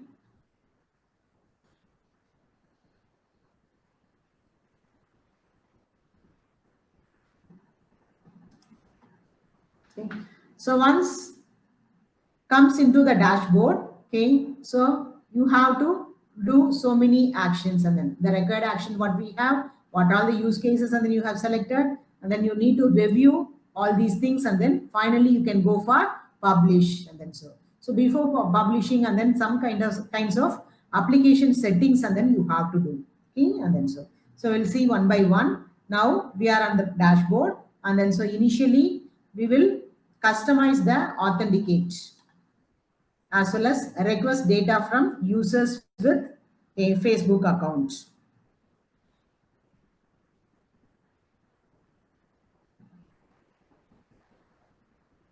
Okay, and then so.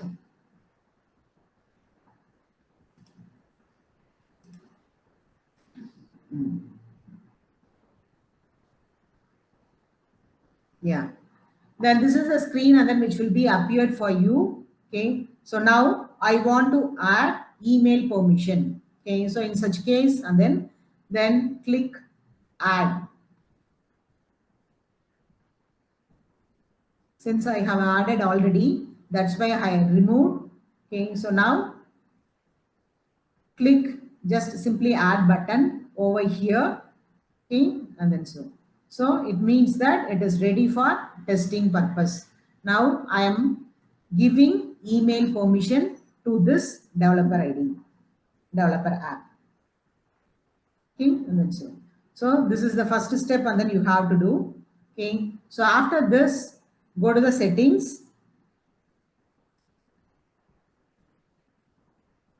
Okay, and then so this will redirect, that is sets and then so many parameters. Okay, and then so already I said and then if you have your own business URLs, okay, and then so that kind of authentication, that is open authentication standard, open standard authentication settings and then you can do it over here and then. So now the main requirement is what should be the valid open standard authentication redirecting URIs and then so your own business URI that you have to give it over here. Okay. Then if you want to do login from multiple devices, just enable it. Okay, and then if you want to log in with JavaScript SDK, so that you have to enable it and then so just click on yes or no button and then so that will take automatically. Now I want to do it only here alone and then so default settings are no alone. Then so this alone and then you need to enter it now. Okay, once okay, your own business setting, and then if you have given, click save changes.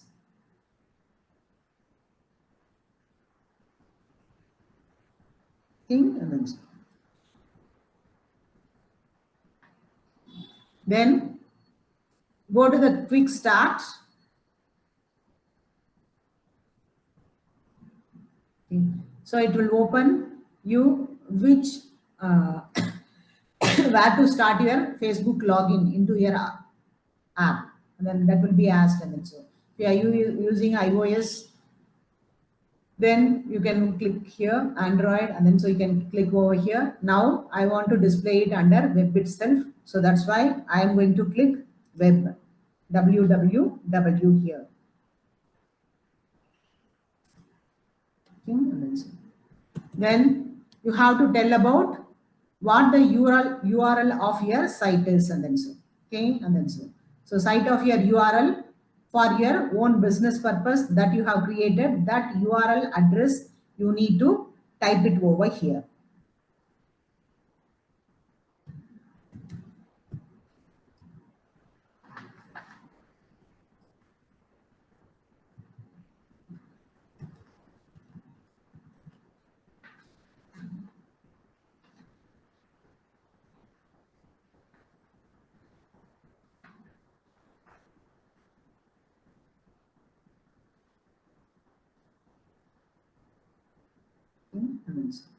So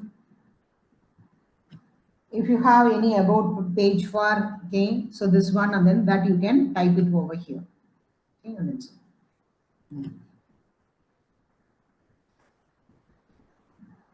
Tell us what the URL of your site is. That alone, and then you have to give it over here. Once done, save it. Okay. Then once again, you have to go to the dashboard. Okay. Now the first step of customizing, and then we have completed. So go to the dashboard.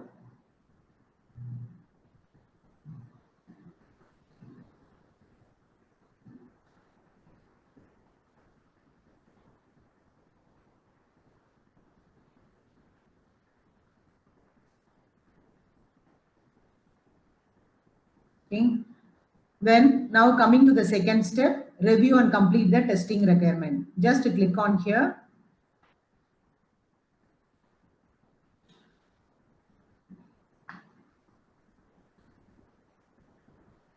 Okay.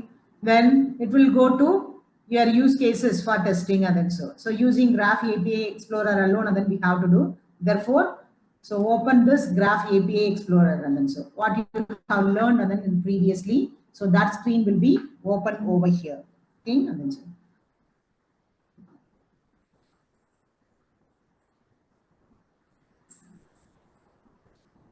Now here alone, and then so we are going to get the tokens. Okay, what to do? Select the app. Okay, so what I said, and then so already, and then which you have created that name, and then you have to select it. Okay, and then okay, user token, and then you have to give it. Then okay, yeah. So under add a permission, you need to give email. Okay. Since already I have added, and then I removed, and then I have added once again, and then so.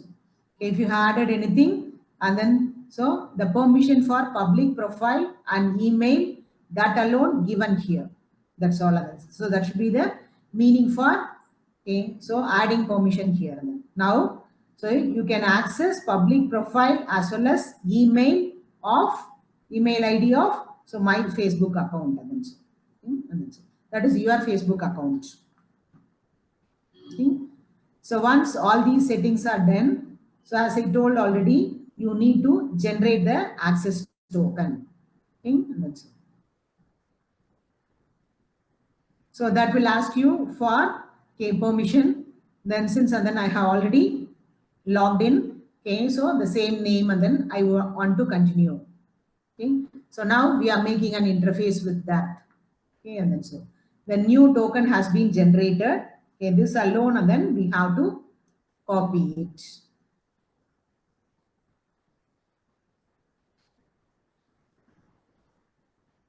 Okay, and then so.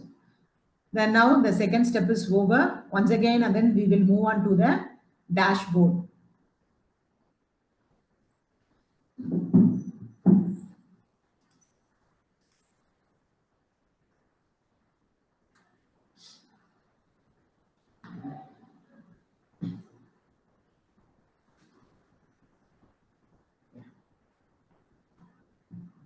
Closed. Open again.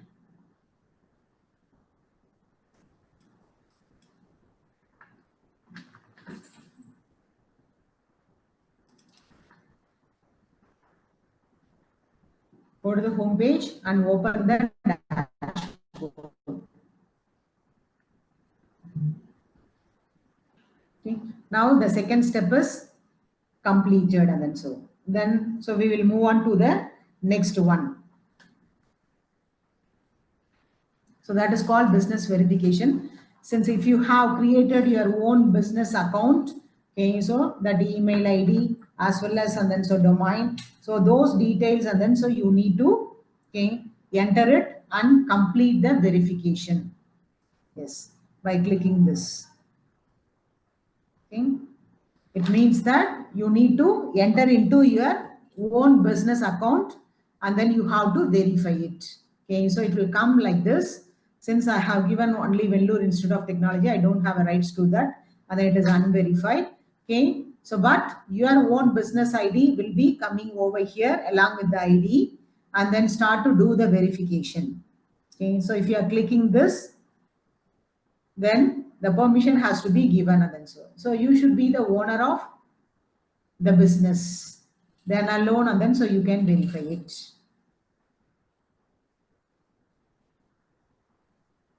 Okay. So while you are clicking start verification, it automatically goes to the verification page like this, and then okay. So if it is eligible for verification, and then so you have to click on it. This is the business portfolio, and then which we have created, and then so. Yeah.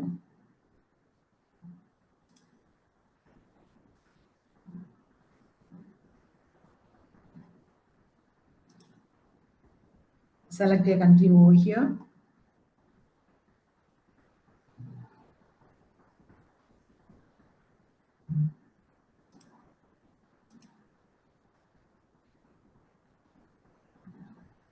Okay. So what type of company is this? Okay. And then so if it is a corporation, also proprietorship or partnership, private company, that you need to select it, and then so. So I'm going to select it as an institution, and then so. Those business details, and then we have to give it over here, and then the registration number, it means that GST IN number of your business, and then our PAN number, so like that, and then so some IDs, and then so you have to enter it, and then these are for just simply verification purpose alone, and then if you have done a verification, then alone, and then it will show you here. I'll go back.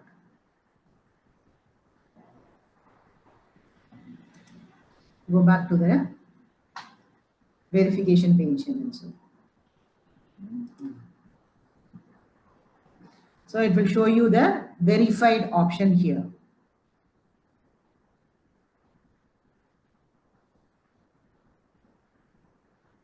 Okay.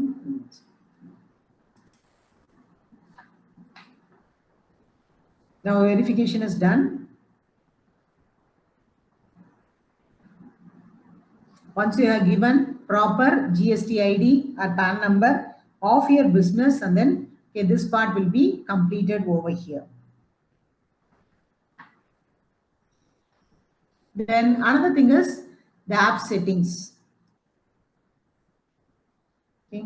So we are focusing on only basic app settings, and then that will be asking for these information, and then the app ID is automatically displayed. The secret value of the application will also be displayed over here if you want to see, and then so click show button. Then what should be the display name? So that will also be displayed over here. The app domains that you have to type it over here, and then so your business domain, that alone, and then you have to give it over here.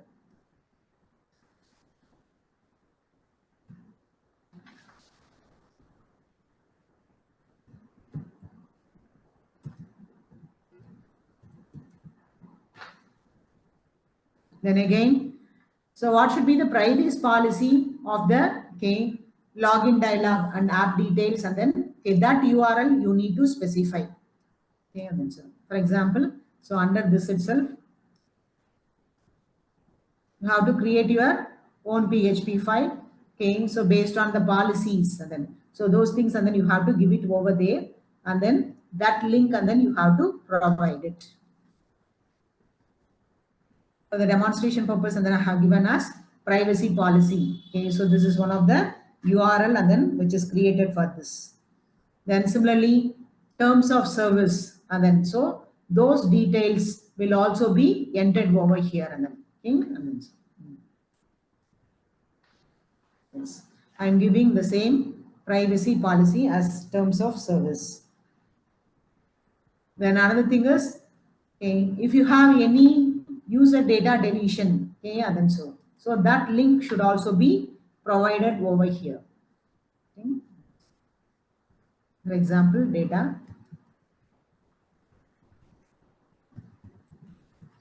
deletion. Okay. So all such details, and then I have to enter in the form of a PHP file, that URL alone, and then you have to give it over here for your business. Then for your app icon, okay, so that should also be added over here. And then so it should also have some specifications, either JPG or GIF or PNG file. The image size should be within 5 MB, and then so it is between 512 to 1024 pixels, and then so only this range alone, and then it could be accepted, and then so so based on this, and then app icon you can add it over here. And then so once all such entries are given, do the save changes. So these are the details, and then we have to give it mandatory.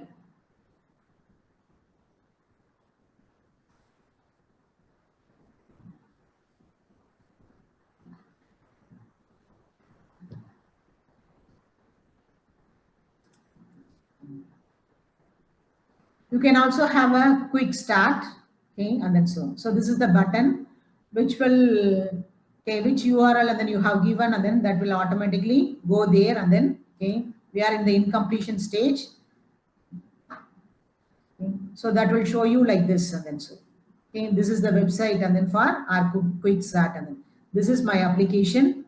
Based on this, what are the setup, and then we have done, then app configuration we have done, test, and then so the finished, and then so based on all such things, and then it will automatically happen, and then so it means that I have given so many settings. So what are the parameters I have given, and then based on that, and then so my app will automatically do the analysis. And then so just for the overview, and then I have given quick start, how it looks like, and then so that will be given over there, and then once all such details are given, so go for publishing.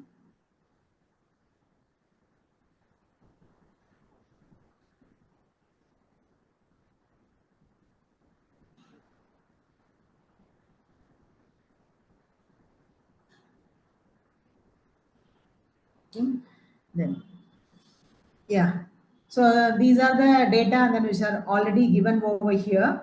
And then so then if it is verified, and then so based on your business, and then your own account, and then so automatically the publish will be happen over here. So it automatically fetches and goes to the concerned policy, privacy policy URL, as well as if you want to have user data deletion, and then so that instruction could also be so done over here, and then so based on these URL it will be redirected so during the publishing state, and then that alone, and then I have shown to the quick start process, and then so this should be the final stage of publishing our application. And then so that will, what should be the use case here? And then authenticate and request data from users with Facebook login. That alone, and then initially the use case, and then we have created. And then so okay, so based on this, and then what will happen? Okay, so this use case, and then we have added to our app, and then review this use cases. Then okay, so application, and then we have reviewed. Then only the approvals, okay, if it is done here under our business, if you are the owner, if it is completed, then okay, you can have a publishing stage. And then so just click on the publish, and then automatically the screen will appear. So it means, and then so those things, and then will be added over to the okay, Facebook. And then so just this kind of interaction, and then so we can have it with our social media platforms. And then so this is one of the use case, and then so we have demonstrated now. Any doubts as of now?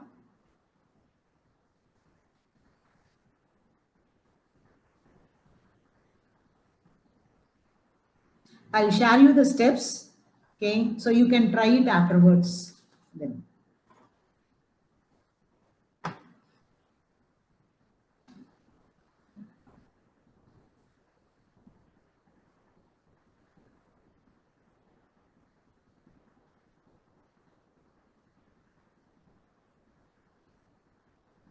Sir?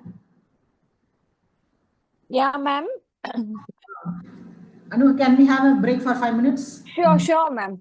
We'll have a break for 15 minutes. If you are, Okay. you can take some rest and come back. Okay, thank you. Okay.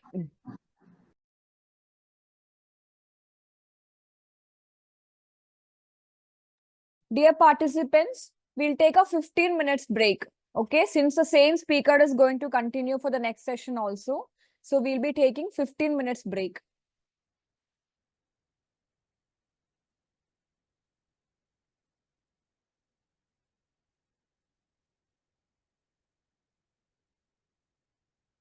So we request all the participants to join after 15 minutes so that we can continue with our next session.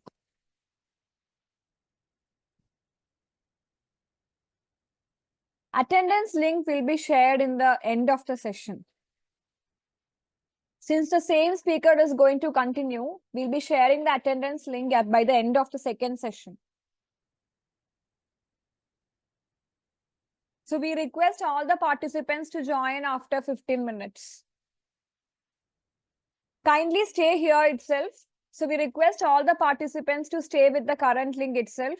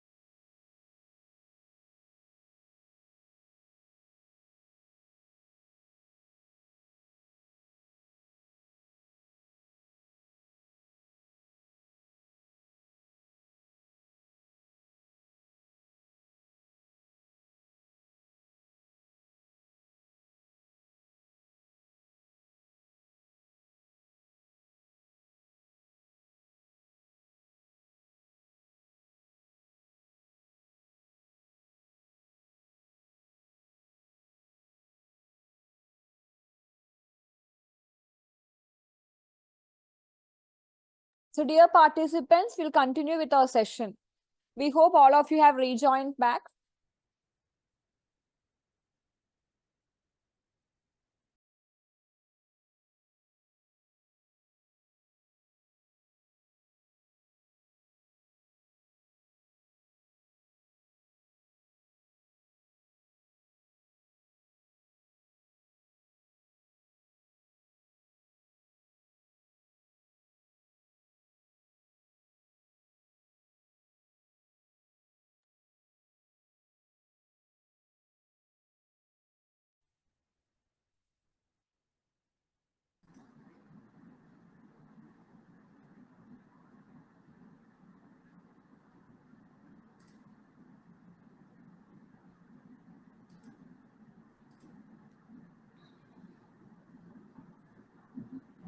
Yeah, shall we start? Yeah, ma'am. We'll start, ma'am.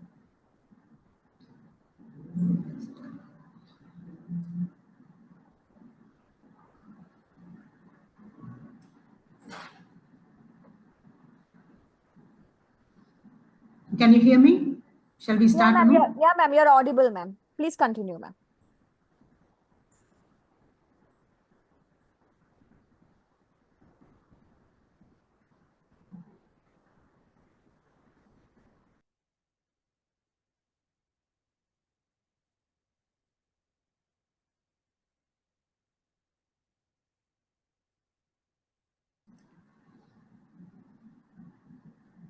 Yeah, participants, can you hear me? Yeah, ma'am. You're audible, ma'am. Please continue.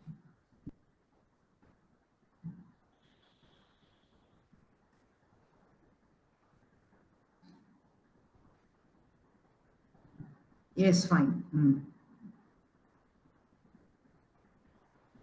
I share my screen, the PPT. Okay, and then so we started the demonstration with the Graph API. Okay, then some of the screenshot, and then I have added in the PPT itself. Then the second part of the demonstration is creating a Facebook developer API. So here we used a developers, okay, so API, the demonstration I have given, and then some links, and then I have added in the PPT itself, and then so you can follow it, and then what are the steps, and then you need to follow it, and then so based on that, and then so okay, finally you can publish your API in order to get it done. Then third part of the demonstration is so how to scrape data from Facebook accounts, and then here also I have selected Facebook account alone, so that should be the famous one, and then always, and then we can able to get, and then so more amount of data through Facebook accounts, and then so in this way, in order to scrape, and then so Facebook, and then what I said already, and then you can directly get the data from here. Okay, so it should also be easiest tool compared to that, and then but we require, and then certain programming knowledges, and then so then I have given certain requirements for this, so JSON, and then Python scripts, then apart from this, and then so we require a Facebook scraper package, and then so these are the major requirements for that. You can easily install it, and then so all are open source alone, and then okay, and then so within this itself, and then the steps are given, then step by step, and then just add all those things together. Okay, and then after that, and then we can do the scrapping of data from Facebook accounts, and then so now I'll move on to this URL. Okay, just click it. I'll copy this one into this one. The chat box. Okay.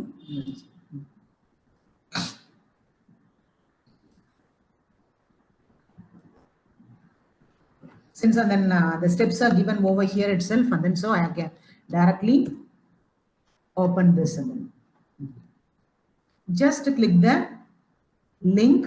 This will guide you how to scrape the Facebook, and then so first we will see what do you mean by Facebook scrapping, and then so okay, it means, and then we are trying to collect the data from the social media platform automatically. Okay, so that should be the meaning of scrapping, and then so okay, so we are trying to have a tools, and then that tool will help you to get the data automatically, and then so Then all these are web scrapping tools, or you can have a custom built scrappers and then so.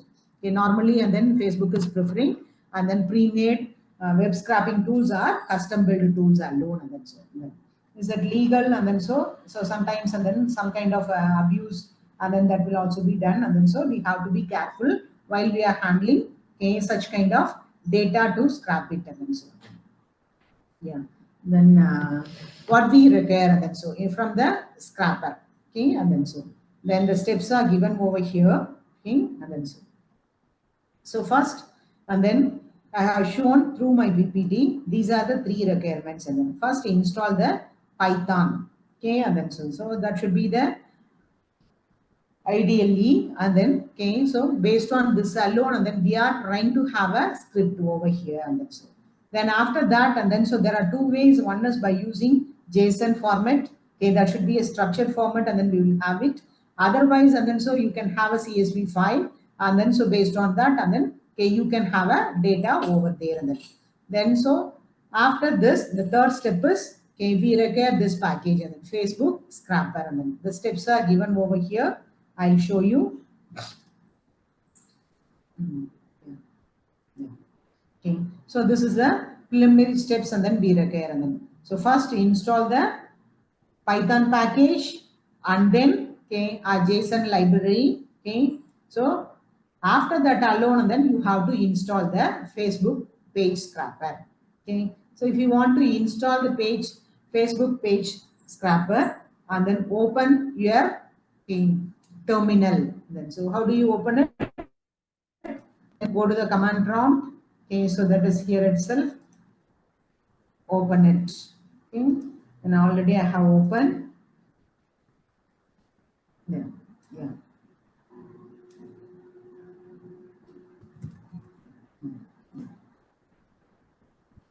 Okay. So once you have opened the terminal, okay, so you have a command called pip install Facebook page scrapper and then so okay, no need to type it, simply copy down, okay, so automatically what are all the commands and then which are available here and then that will be copied and then make it paste, okay. So for example and then so if I want to have this line, make a copy, okay, so it shows copied, go to the command prompt and then okay, so under this command prompt and then you have to okay, install it, okay, and then so just click enter.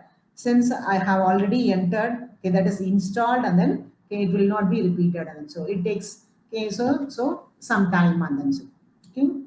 Then simply copying this command. So this is for installing a particular package. What is the package? And then we are going to use it here. Facebook page scrapper. Okay, and then so if you want to install it, the command used here is pip install, and then the name of the package, and then we want to have. Okay, and then so that is the command, and then given over here. This should be the first step, and then so we want to do, and then so okay, and then once it is installed and then you can check it and then so whether it is there or not and then so in order to do that, pip show Facebook page scrapper, whether this package is available or not and then that could be written over here and then. So simply copy it and then paste it in the command prompt and then so okay, that's all. Okay, so control C, control V, you can use it. Then if it is a command here, just click on the right corner, copy automatically comes and then just click once, automatically it will be copied and then wherever you want and then you can paste it. That's all and then so. Okay, and then so. So now the first step is we are installing the Facebook page scrapper package. Okay, the command here is pip install Facebook page scrapper. Okay, and then so once it is installed and then you can show the command through the files and then so it will automatically show it and then if it is installed and then so then the next part is okay, we are going to have some Python files which is already available there. You need to do certain modifications within that and then so okay, then that point and then which is explained over here and then so okay, you need to update. Yeah.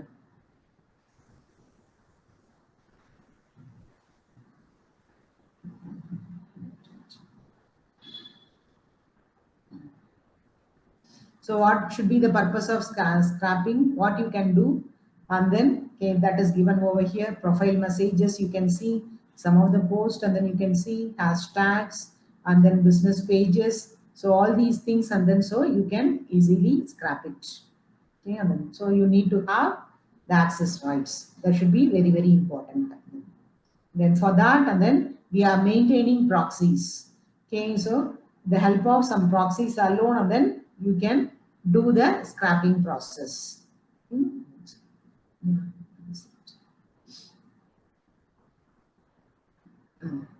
Okay, I'll explain. Yeah. So now we have a file called driver utilities. Okay, and then so just to copy this, you can search it from the web. Once the Python's packages are installed, and then you need to find out two files. One is scraper.py, scraper.py. Another one is this utility. Okay, so driver underscore utilities.py. Okay, and then so just to check it. Where is it? Copy it here. Okay, and then so it will be available where you have installed, and then so under the directory the file is available. Therefore, just to open the file, okay, from the installed directory.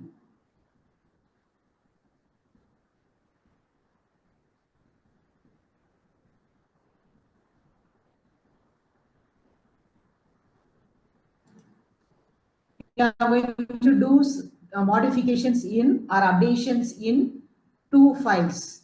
Okay, so both the Python files alone. Okay, after installing these packages, and then so okay, and then it will be open. Then we are trying to modify certain lines, and then so okay, and then so for example, and then what do you want to do, and then okay, that we are trying to add it over here. Allow span equal to driver dot find element, and then which path, and then you have to use it, and then that X path, and then we will have it.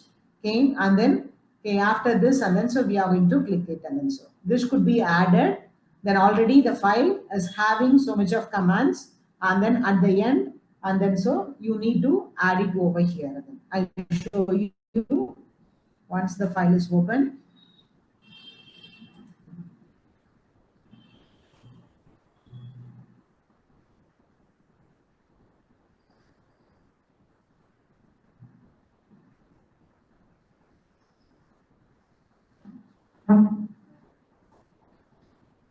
Okay, the file will be displayed. Already I have opened the file. Yeah, yes. So this is the content of driver utilities.py, and then so it is stored under which one? Facebook page scrapper package itself, and then so it is going to have driver.utilities.py. Okay, so Python file alone, and then so it's already having, and then so much commands, and then related to driver utilities. And here we are going to do okay one addition, okay, that updation, and then we have to do, and so it means okay, so what I said, and then so at the end of okay, yeah, wait for element to appear method, and then I am going to add these three lines. Okay, and then so it means, and then that lines are also available. This is the updation, and then I have to do. So based on the path, and then we are going to do the scrapping process. Where the driver utilities. Okay, so that span as well as, and then so while you are clicking this span, then alone, and then so this element will be okay, find it out, and then so under this driver file element. So that should be the meaning over here. Just to copy this, okay, by clicking this button right corner. Then after that, just open the driver files. Okay, so go down. Okay, then under utilities, close driver, and then we are going to add it here. So this is the line simply I have copied from there and pasted here. So that should be the updation. I'm going to give it over here.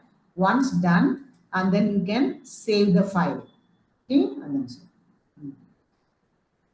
so this alone, and then I have to add it for setting the path of the driver utilities. Okay, so should be the next step, and then so I have to do it here as a whole file, and then which is added over here. So just, and then we are going to add it here alone, and then so okay, that is the next step, and then we have to do it.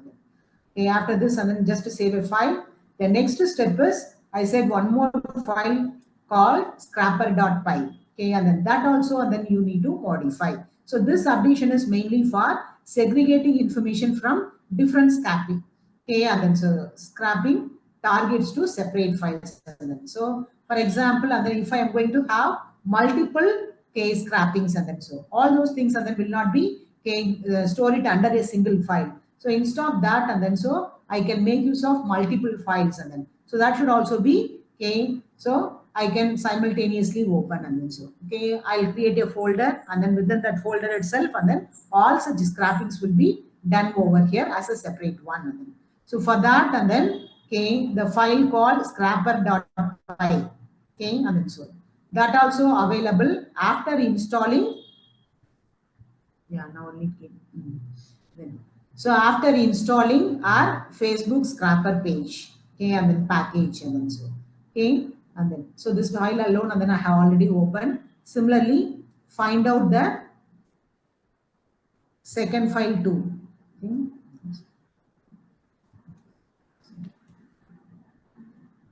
The name is scrapper.py.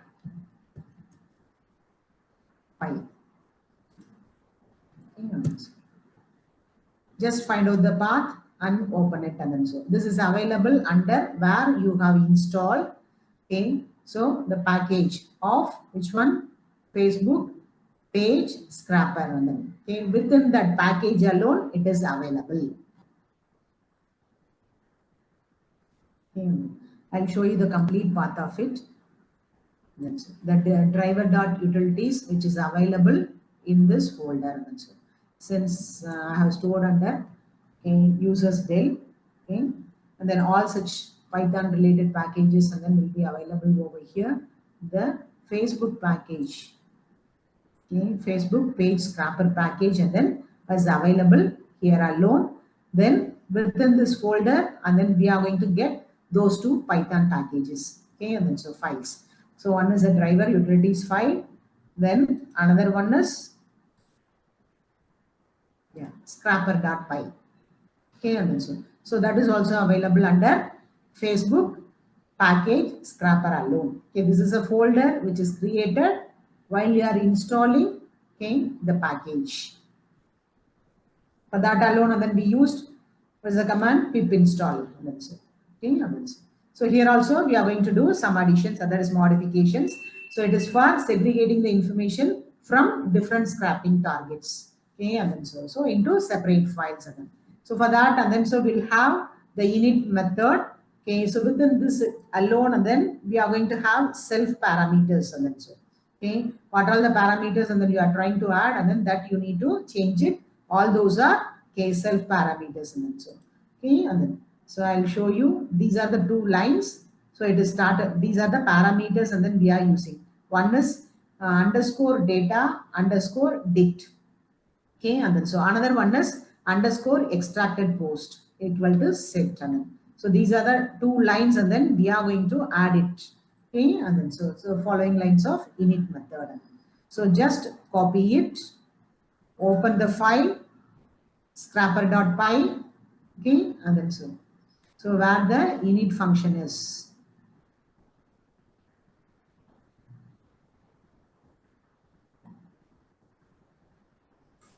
Okay, you can run the document and you can interpret any results, because some are from non-coding background, they might not understand that.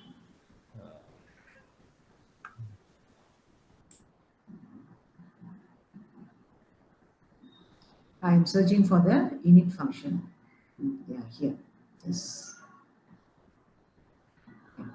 Yeah, this is the init function that we are going to have. And so okay, so these are the various parameters, and then we are going to have. Apart from this, and then we are adding these two parameters, and then so one is self dot all are self parameters alone. The parameter name is underscore data underscore dict, and then so that is initially empty. Another one is underscore extracted underscore post, and then so Okay, so this alone, and then we are going to set it over here. So these two lines you need to copy it, and then so from that page, and then paste it over here under the init function.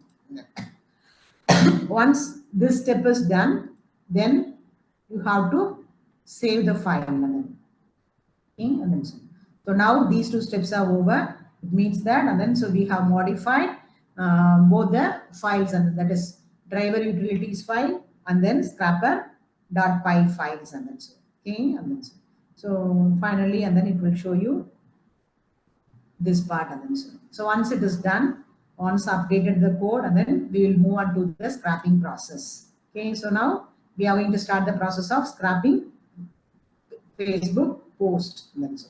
Okay, for this, and then we require some kind of real-time or real-life example called, and then so residential proxies. Okay, and then so proxies are required for that. Okay, and then so in order to access your accounts. Okay, and then so I'll tell you the steps and then to be followed. So first step is you have to create a new file, then make your own directory, and then save the file name as, okay, that is name it as facebook1.py, and you can have any names, and then so it's not a problem. You can have a create a own directory and then create one Python file. Okay, so already I have open here. Okay, then simply open the IDE, okay, IDLE editor, and then okay, just save the file name as facebook1.py. That's all. Now this file, and then we are going to create it. Okay, it means, and then start to write the code, and then so okay, I'll tell you first the steps. After that, and then we'll copy all those things together, and then finally we can have. Okay, and then so yeah. Now, first step is, okay, so under this facebook1.py, import the scrapper. Okay, so the step used here is, this is the package, and then we are going to use it. Okay, so from this package, and then so I'll import, and then the Facebook scrapper function, and then so okay, this is the first line. We are importing the scrapper. Okay, and then the second one is, okay, so I want to see several public profiles. Okay, and then so what are the profiles, or which are the pages I want to scrap, and then okay, so those things, and then I have to give it in terms of string values. For example, if it is a, okay, so that should be given in terms of a page list. This is a field name, and then which is already available, and then you are going to give which are the pages or public profiles you want to add it over here, or you want to scrap it. So some examples, and then which is given, some of the public profiles, and then which is added over here, and then some other Metallica, CNN, and then so those, okay, so values are pages, and then so will also be added over here. So this is for creating the list of pages, and then okay, you want to scrap it. Okay, and then so those names are alone, and then you have to give it. So that should be the second step, and then by using the variable called page list. Then the next one, we are going to set up our proxy. Okay, so it's a headless browser, and then so here we have a smart proxy IP portal, and then so okay, and then so that is for residential or mobile proxy provider alone. Then okay, while you are clicking this, and then it will move on to this proxy.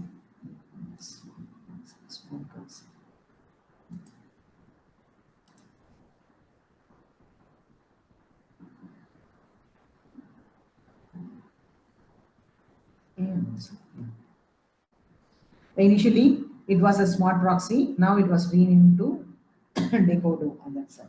So in order to have this, okay, and then we require a permission. Then since, and then so it's a private one, okay, and then so those information, and then you want to access, you have to connect it with the proxy.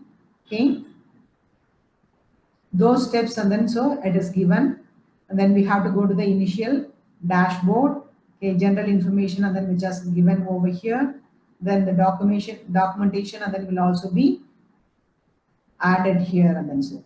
Okay, just you need to connect it to the concerned proxy. Okay, and then so for that, and then initially they have given a free trial for some days, and then I think 2 weeks, and then so they are giving a free trial. After that, and then so we need to go for and then so the payment and then so. Okay, if you require, and then you can continue. Otherwise, and then based on the amount of data you want to use. Okay, and then so the amount of data you want to use, based on that, and then the payment could be happen over here. Okay, and then so this is a private portal, and then so that's for residential access or mobile proxy access, and then so just like a private smart proxy IP pool, and then so. Okay, here we want to do certain settings, and then which port number you want to connect it, and then so the variable or field used here is proxy underscore port, and then so the port number you can have it, and then so. And then the next parameter here is post count, and then so how many posts and then you want to have. So I want to scrap, and then so 100 posts, and then 100 posts or 50 posts, and then so whatever you can, and then you can give the count variable, and then so. Okay, and then the once done, which browser and then you want to use, and then the browser name and then could be given as a preference, and then so now it is given as a Firefox, and then what could be the timeout period, and then so. Okay, so how long and then you have to take it for, and then scrapping, and then so when it could be ended, and then so that is called as timeout period, and then so it will be in terms of seconds alone. So now the standard value given here is 600. So based on your requirement, and then you can adjust it, and then so. Okay, now it is given for 600 seconds, and then within the 600 seconds, and then okay, so you have to scrap it, and then so. Okay, what are the requirements, and then we have given only till this period, and then it is active. After this, and then so it will be inactive, and then so we can't do it. So that kind of variable is timeout. Then another one is headless. Okay, it's for a browser variable. Okay, we are moving on to browser variable or not, and then so now it is false alone, and then we are not going to use it here. And so then now this is the code for our scrapper. Okay, and then so how many page list and then we have given, since we mentioned. Okay, so what are the pages and then you want to scrap, and then all those things are listed over here, just like an array. It's a Python script alone. Each one will be taken as a string alone here, and then this is the one page, and then the name of the page is given over here. Similarly, the second one, okay, just specified in the form of an array. Then this is a third one, then fourth one, fifth, sixth, seventh. So like that, and then have created, I want to scrap, and then 7 different pages. Those pages, and then we have to list it over here. Okay, so we want to run. Okay, so based on the number of pages in the list. Okay, so for page, this is a variable, iteration variable.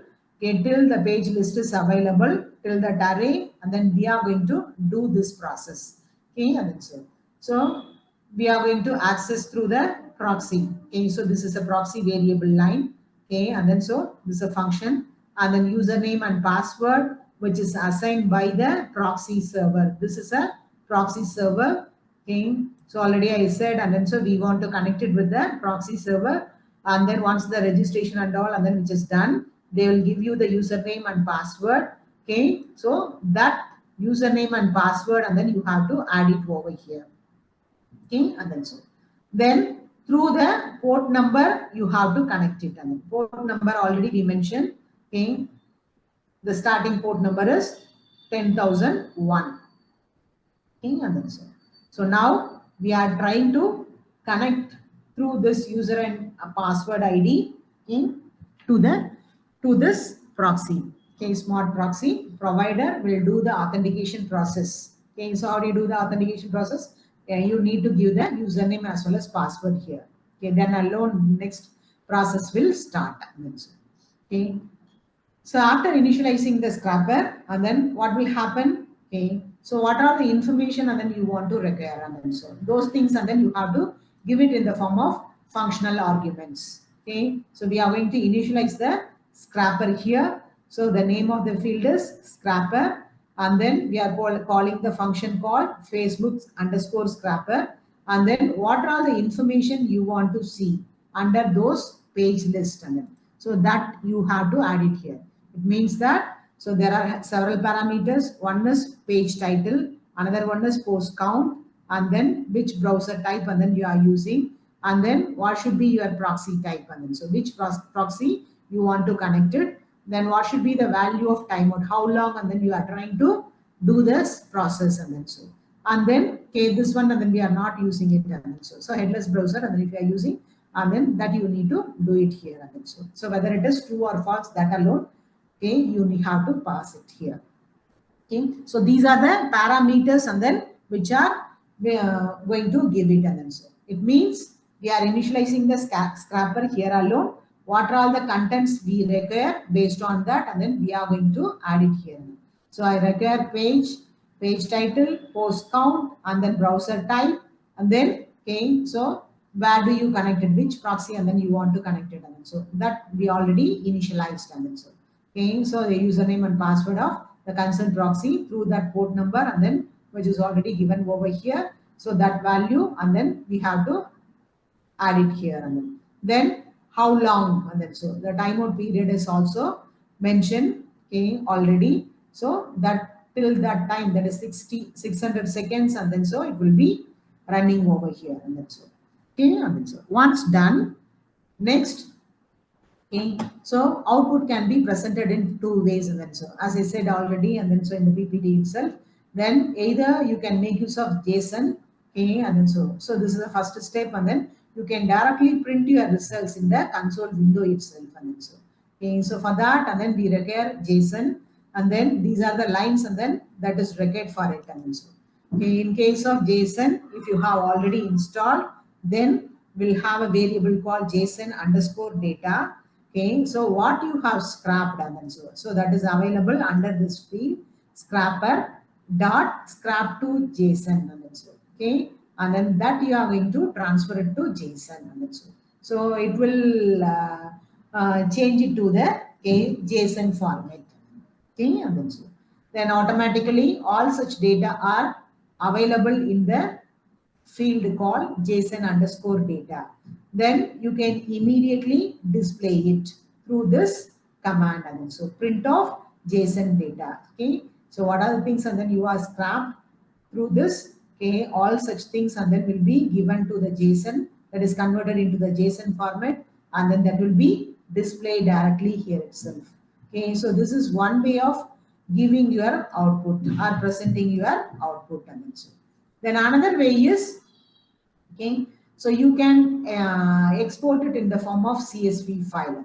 So for that, and then okay, since and then multiple scrapping, and then it could be done, you have to create a file, and that is folder, and then so okay, since and then we are going to have so many scrapping results based on okay, the number of pages, and then you have listed over here.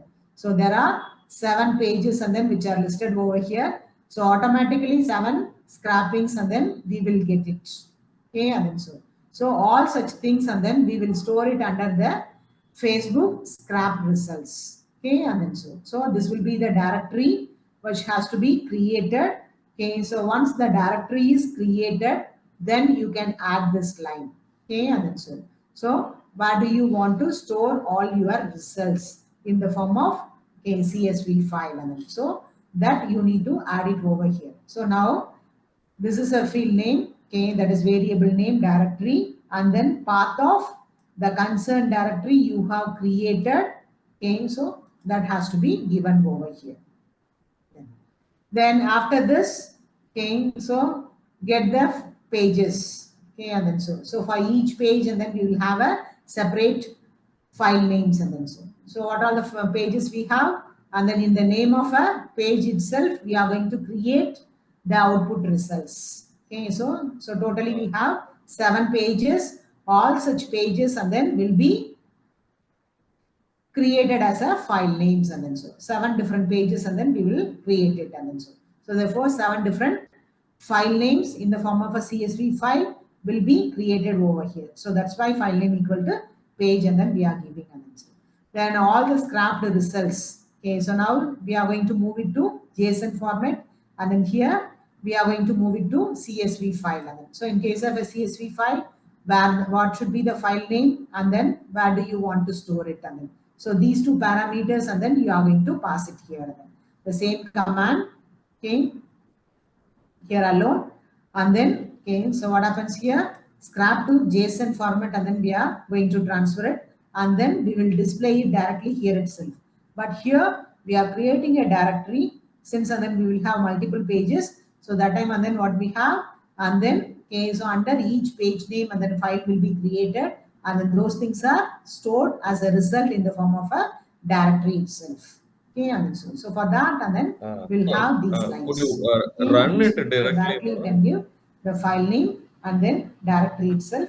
Otherwise, and then so store it separately and give it. And so, okay, so once done, and then okay, initial port number we have given over here is 10,001.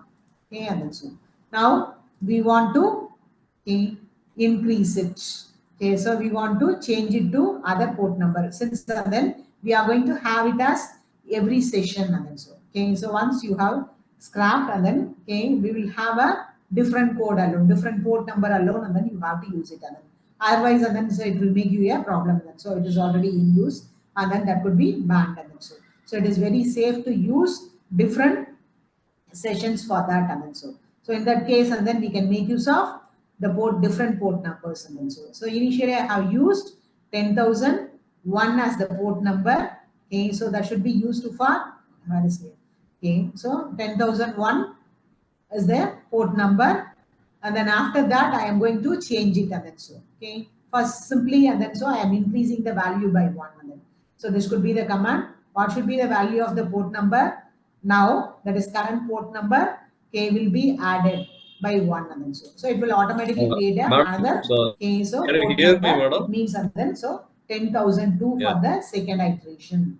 Okay, and then and then it will create a new session just like that, and then we will do. And then so it is very safe to create a different session for that. And then okay, so that's why, and then we are going for increasing the port number here. And then okay, these are the steps, and then which are to be followed. All such things, and then so we have added over here. And then just okay, the complete scripts, and then so which is given over here. Okay, and then so what are the steps, and then I said, and then all those are added together, and then just make a copy okay, at the right corner. Then I told to create a new file, and then so under the name facebook1.py. Okay, so you have to paste it here. Okay, and then so all such lines are given over here. And then so once done, and then so we will copy it. Okay, so that is save the file. Then just I do once again, copy, then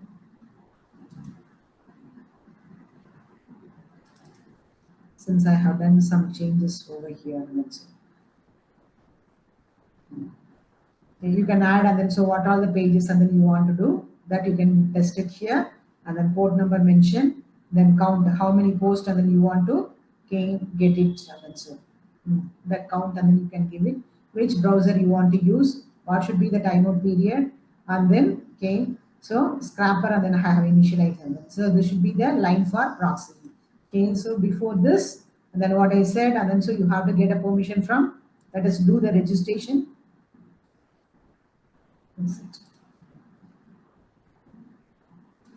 Yeah, do the registration here. Okay.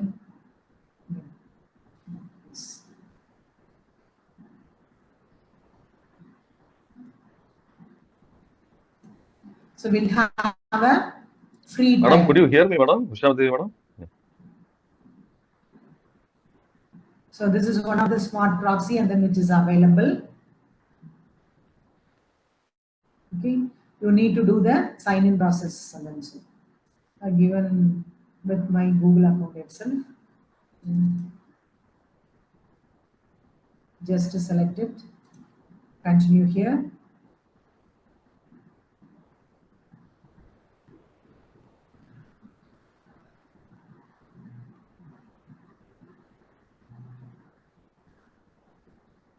If you don't have an account, and if you want to create a new one, you can have it. And so this should be the page for it. And so okay, we can get started with this part.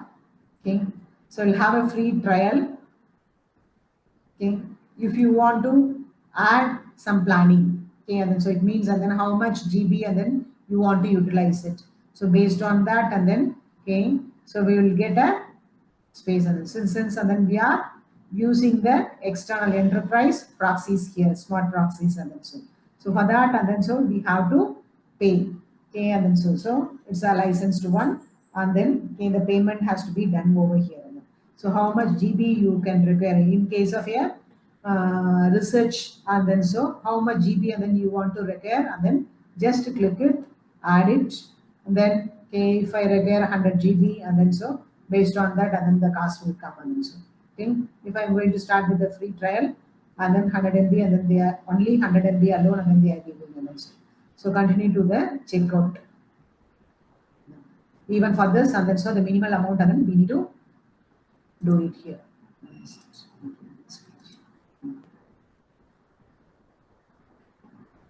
So that is called, and then so residential proxies, and then so okay, and then so per GB $1.5, and then they are asking, and then so okay.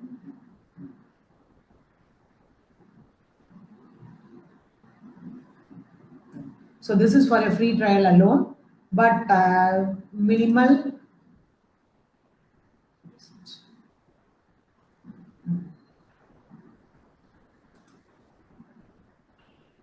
registration you have to do.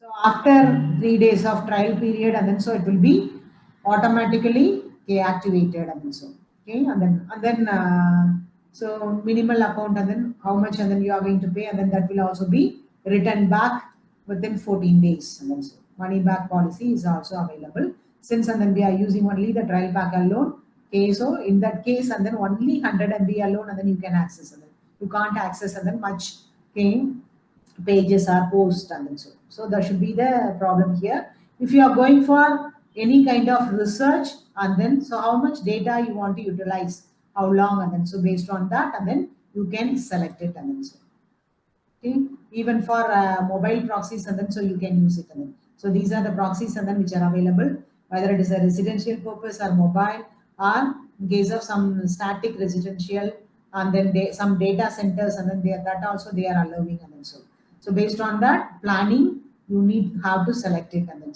and then how much amount of data you require, and then so the amount will also be displayed over here, that you have to select it. In case of a research box, and then so you can make use of any particular plan for it, and then alone, and then you will get and so much amount of data, and then since and then within 100 MB, and then so you can't do much research activities, and then so analysis here. Okay, and then so once this part is done, then okay, how to save this file and just run as a Python file, and then so automatically okay, once the registration is done, the username will be allocated to you, and then it is activated to you. So you have to give the username and password while we are doing the registration under this smart proxy. Okay, and then so only this part alone, and then you have to modify it. Okay, rest all are similar. There is no changes over that, and then if you want to change what are the pages, and then so you want to add it, and then so that you can increase it, and then so okay, and then so based on the size, and then we will have that much content, and then so okay, and then so these are the steps, and then which are followed for scrapping data, and then so while you are simply running, go to the command prompt, and then give the command Python. Okay, so Facebook dot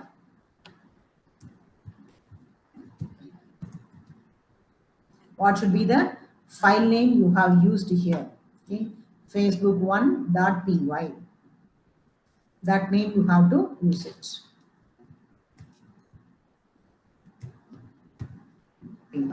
Okay, just simply enter, automatically it will be connected to your interface. Okay, that is your Facebook, and then get what are the pages, and then okay, you required, and then so okay, you have given in the form of scrapping.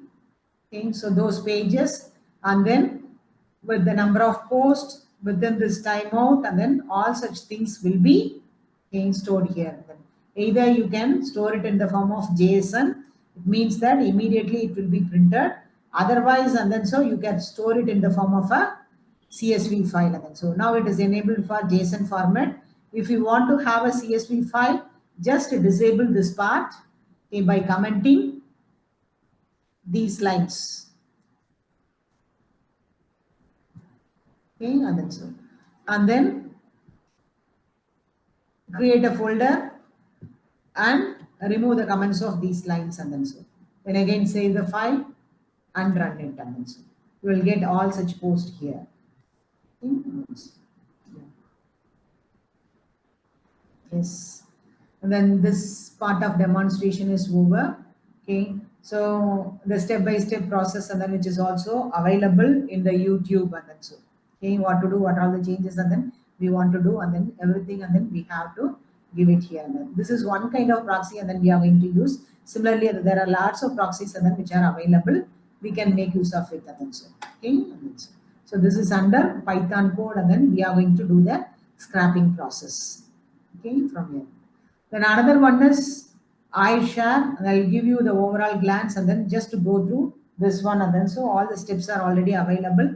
Some GitHub codes are also available. It's for social media API alone. Okay, and then so it should be the integration platform. Okay, and then so it means that Node.js is required for this. Okay, so it should be added with the wrapper SDK, software development kit. Okay, it will enable to send social media posts, okay, and get analytics, add the comments to multiple pages, multiple Facebook accounts. Also, it means multiple social media accounts, and then so it means, and then Facebook, LinkedIn, YouTube, and then all these things, and then so you can integrate it together.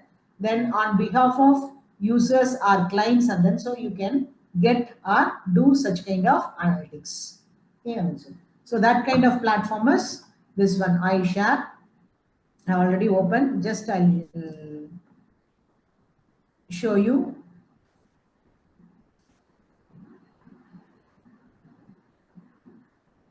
Yes. Okay. I given the GitHub link, and then so once given, all such steps are added over here. How to do the installation and all. Okay. So this one requires social media API. Okay.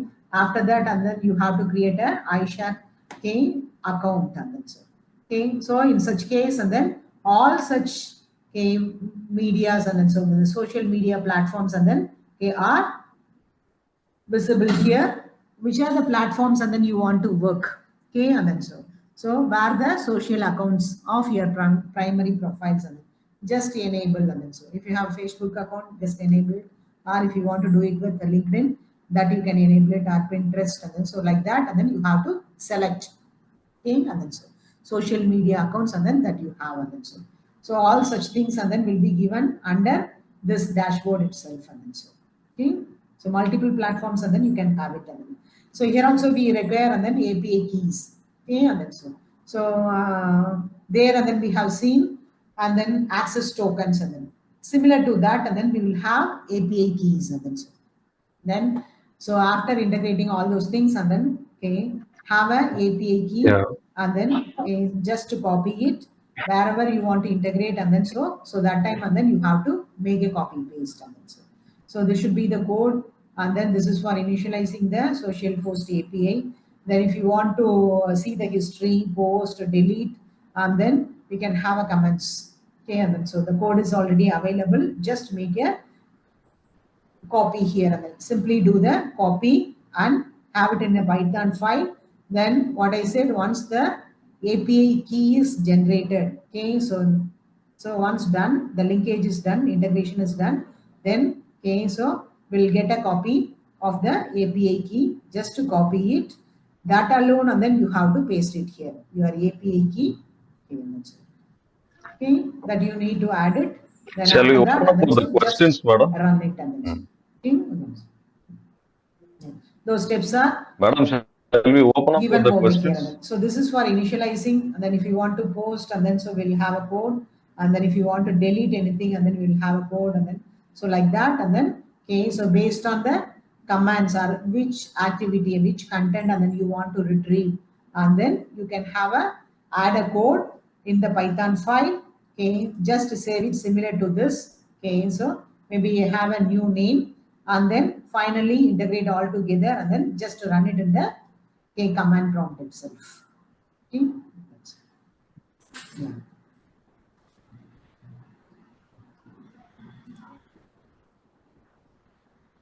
Yeah, that's all from my side.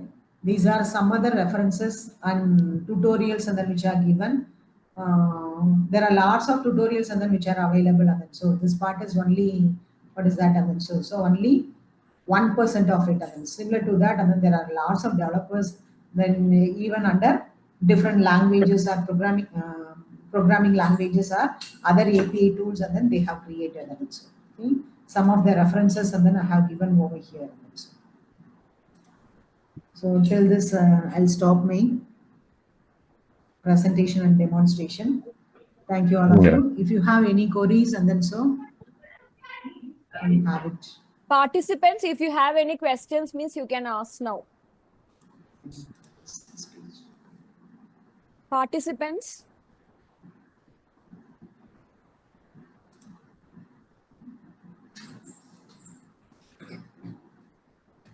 I'll share you the PPT. Okay, and then so all such links and then I have added there itself. And then you can make a practice. Ma'am, one of the participants have asked a question like, if we are using social media data for our research, do we need to get permission from ethical committee?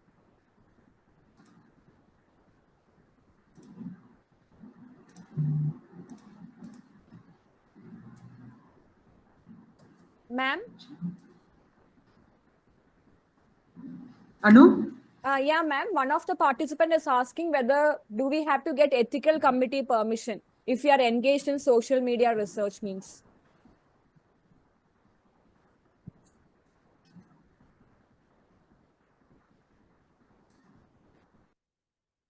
Ma'am, am I audible to you, ma'am? Yeah, you are audible, but I think Madam cannot hear us. Okay, participants, if you have any questions, means do drop your questions in the chat box. We'll discuss with ma'am and we'll get back to you on your queries.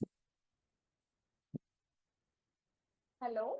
Ma'am, I think you are not able to hear us. No issues, ma'am. We have told ma'am. stop their questions and we'll get back to them. Yeah. Thank you. Thank you for the wonderful, fruitful session. As usual, yeah, yes, ma'am. As usual, you explained from in detail. Participants, I think she has explored all the data scrapping options and everything. But don't worry. Actually, if you are not familiar with the scrapping process, that is not the issue. Always we can have an interdisciplinary scrapping part can be carried out by a computer science professional, where interpretation parts we Sure, can ma'am. do. Actually, we are sharing Tomorrow, as a sessions. In that continuation, we will give you a data, we will give you on how to interpret that. Okay, Professor Anu. Thank you. Good night. Hello, sir. Yeah, anyone is having a questions, you can go Sir, ahead. actually, like from research Thank you, point participants. of view, Thanks for the opportunity like how to given. I would improve like to the thank analysis or how to Murali use sir and research then papers, sir, Anu if madam, and then so possible, for throw this light on that. wonderful opportunity to interact with you all. And then so, thank you all. Yeah, thank you, ma'am. Thank you. Professor Ansha Arora, you asked something.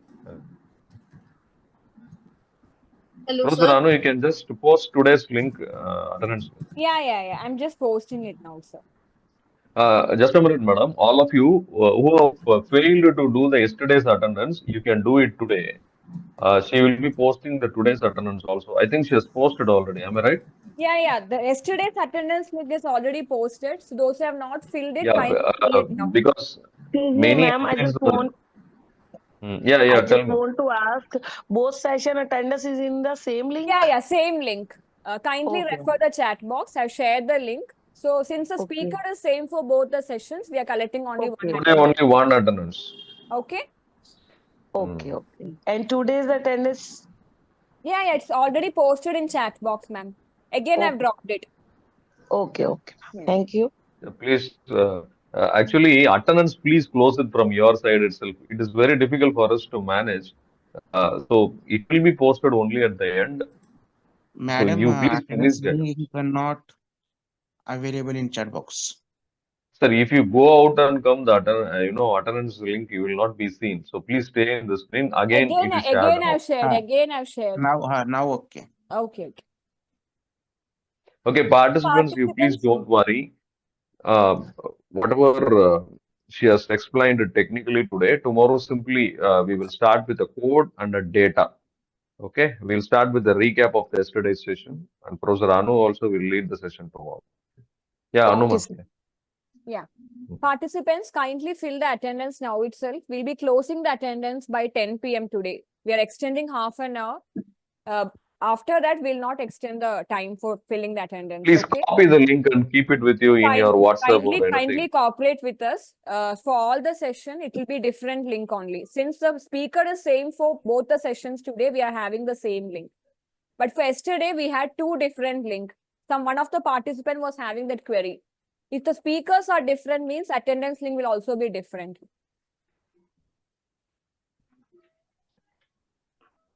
So we request all the participants to complete the attendance, whatever link is shared with you immediately.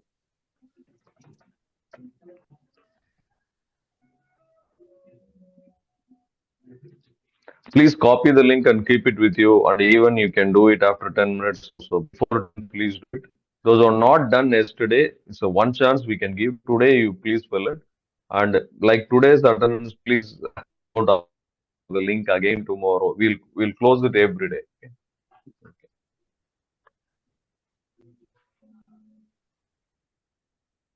And few of you are asking about the session recordings. Since the file size is too large, we have to edit the files. So kindly give us some time. By the end of the FDP, we'll be sharing all the recorded sessions.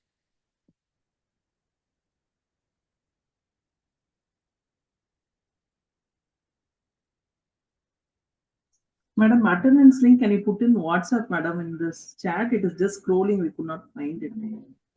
You're asking Actually, madam, we should not put it in the WhatsApp, madam. If you put it in the WhatsApp, then everyone will fill it late also.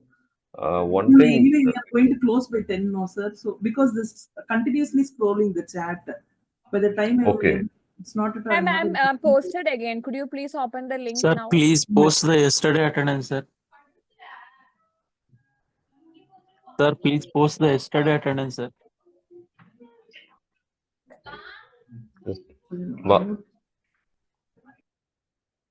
Ma'am, please kindly post the yesterday attendance. Yeah, we'll post it again, sir. It's already posted in the beginning of the session. One of you asked and we posted it.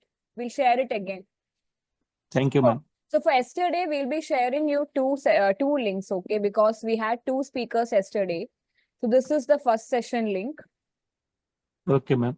Second one also, I'll share it now.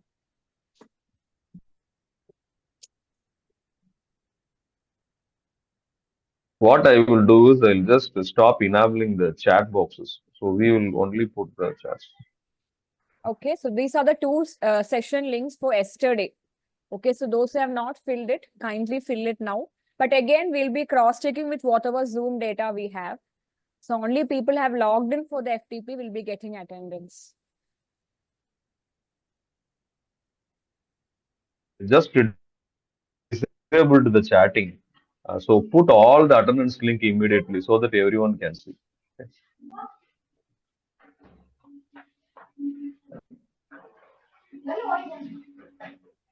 Yeah, one of you have asked for tomorrow's session speaker. It is Dr. Janardhanan Balakrishnan from NIT Trichy.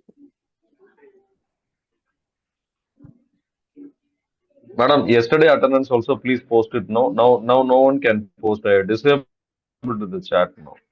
Okay, I'll repost it again, sir.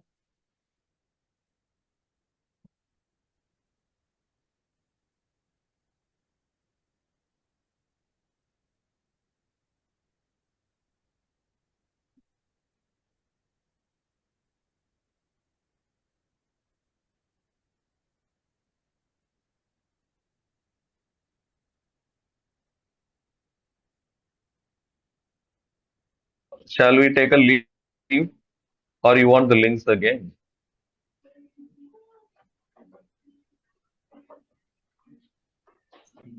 All good, sir. Thank you. Yeah, thank you, ma'am. Excuse me, sir. Yes, madam. We are not able to see the link for the attendance in the Atal chat box. Sir, kindly view it now, sir. You'll be able to see. So we have posted 3 links. The first 2 links, whatever I have posted now, is yesterday's attendance link. And whatever you see from MCC Boy Attendance School of Business, that is today's attendance link. Okay, ma'am. Thank you. Okay. So with speaker name, you can see whether the attendance link matches. Okay.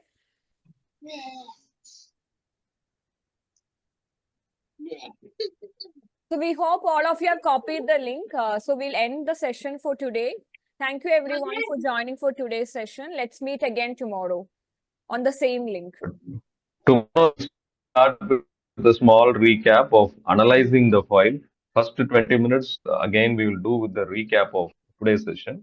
Even though it is very technical, no issues. The practice makes us very easy because the future management research will be based on data-driven only.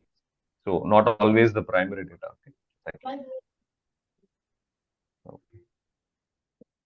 The session was very good, sir. Very impressive. Thank you. Anu madam will leave. Okay. Yeah. Thank you, ma'am. Thank you for the valuable feedback. Thank you, everyone. We are going to end the session now. Okay.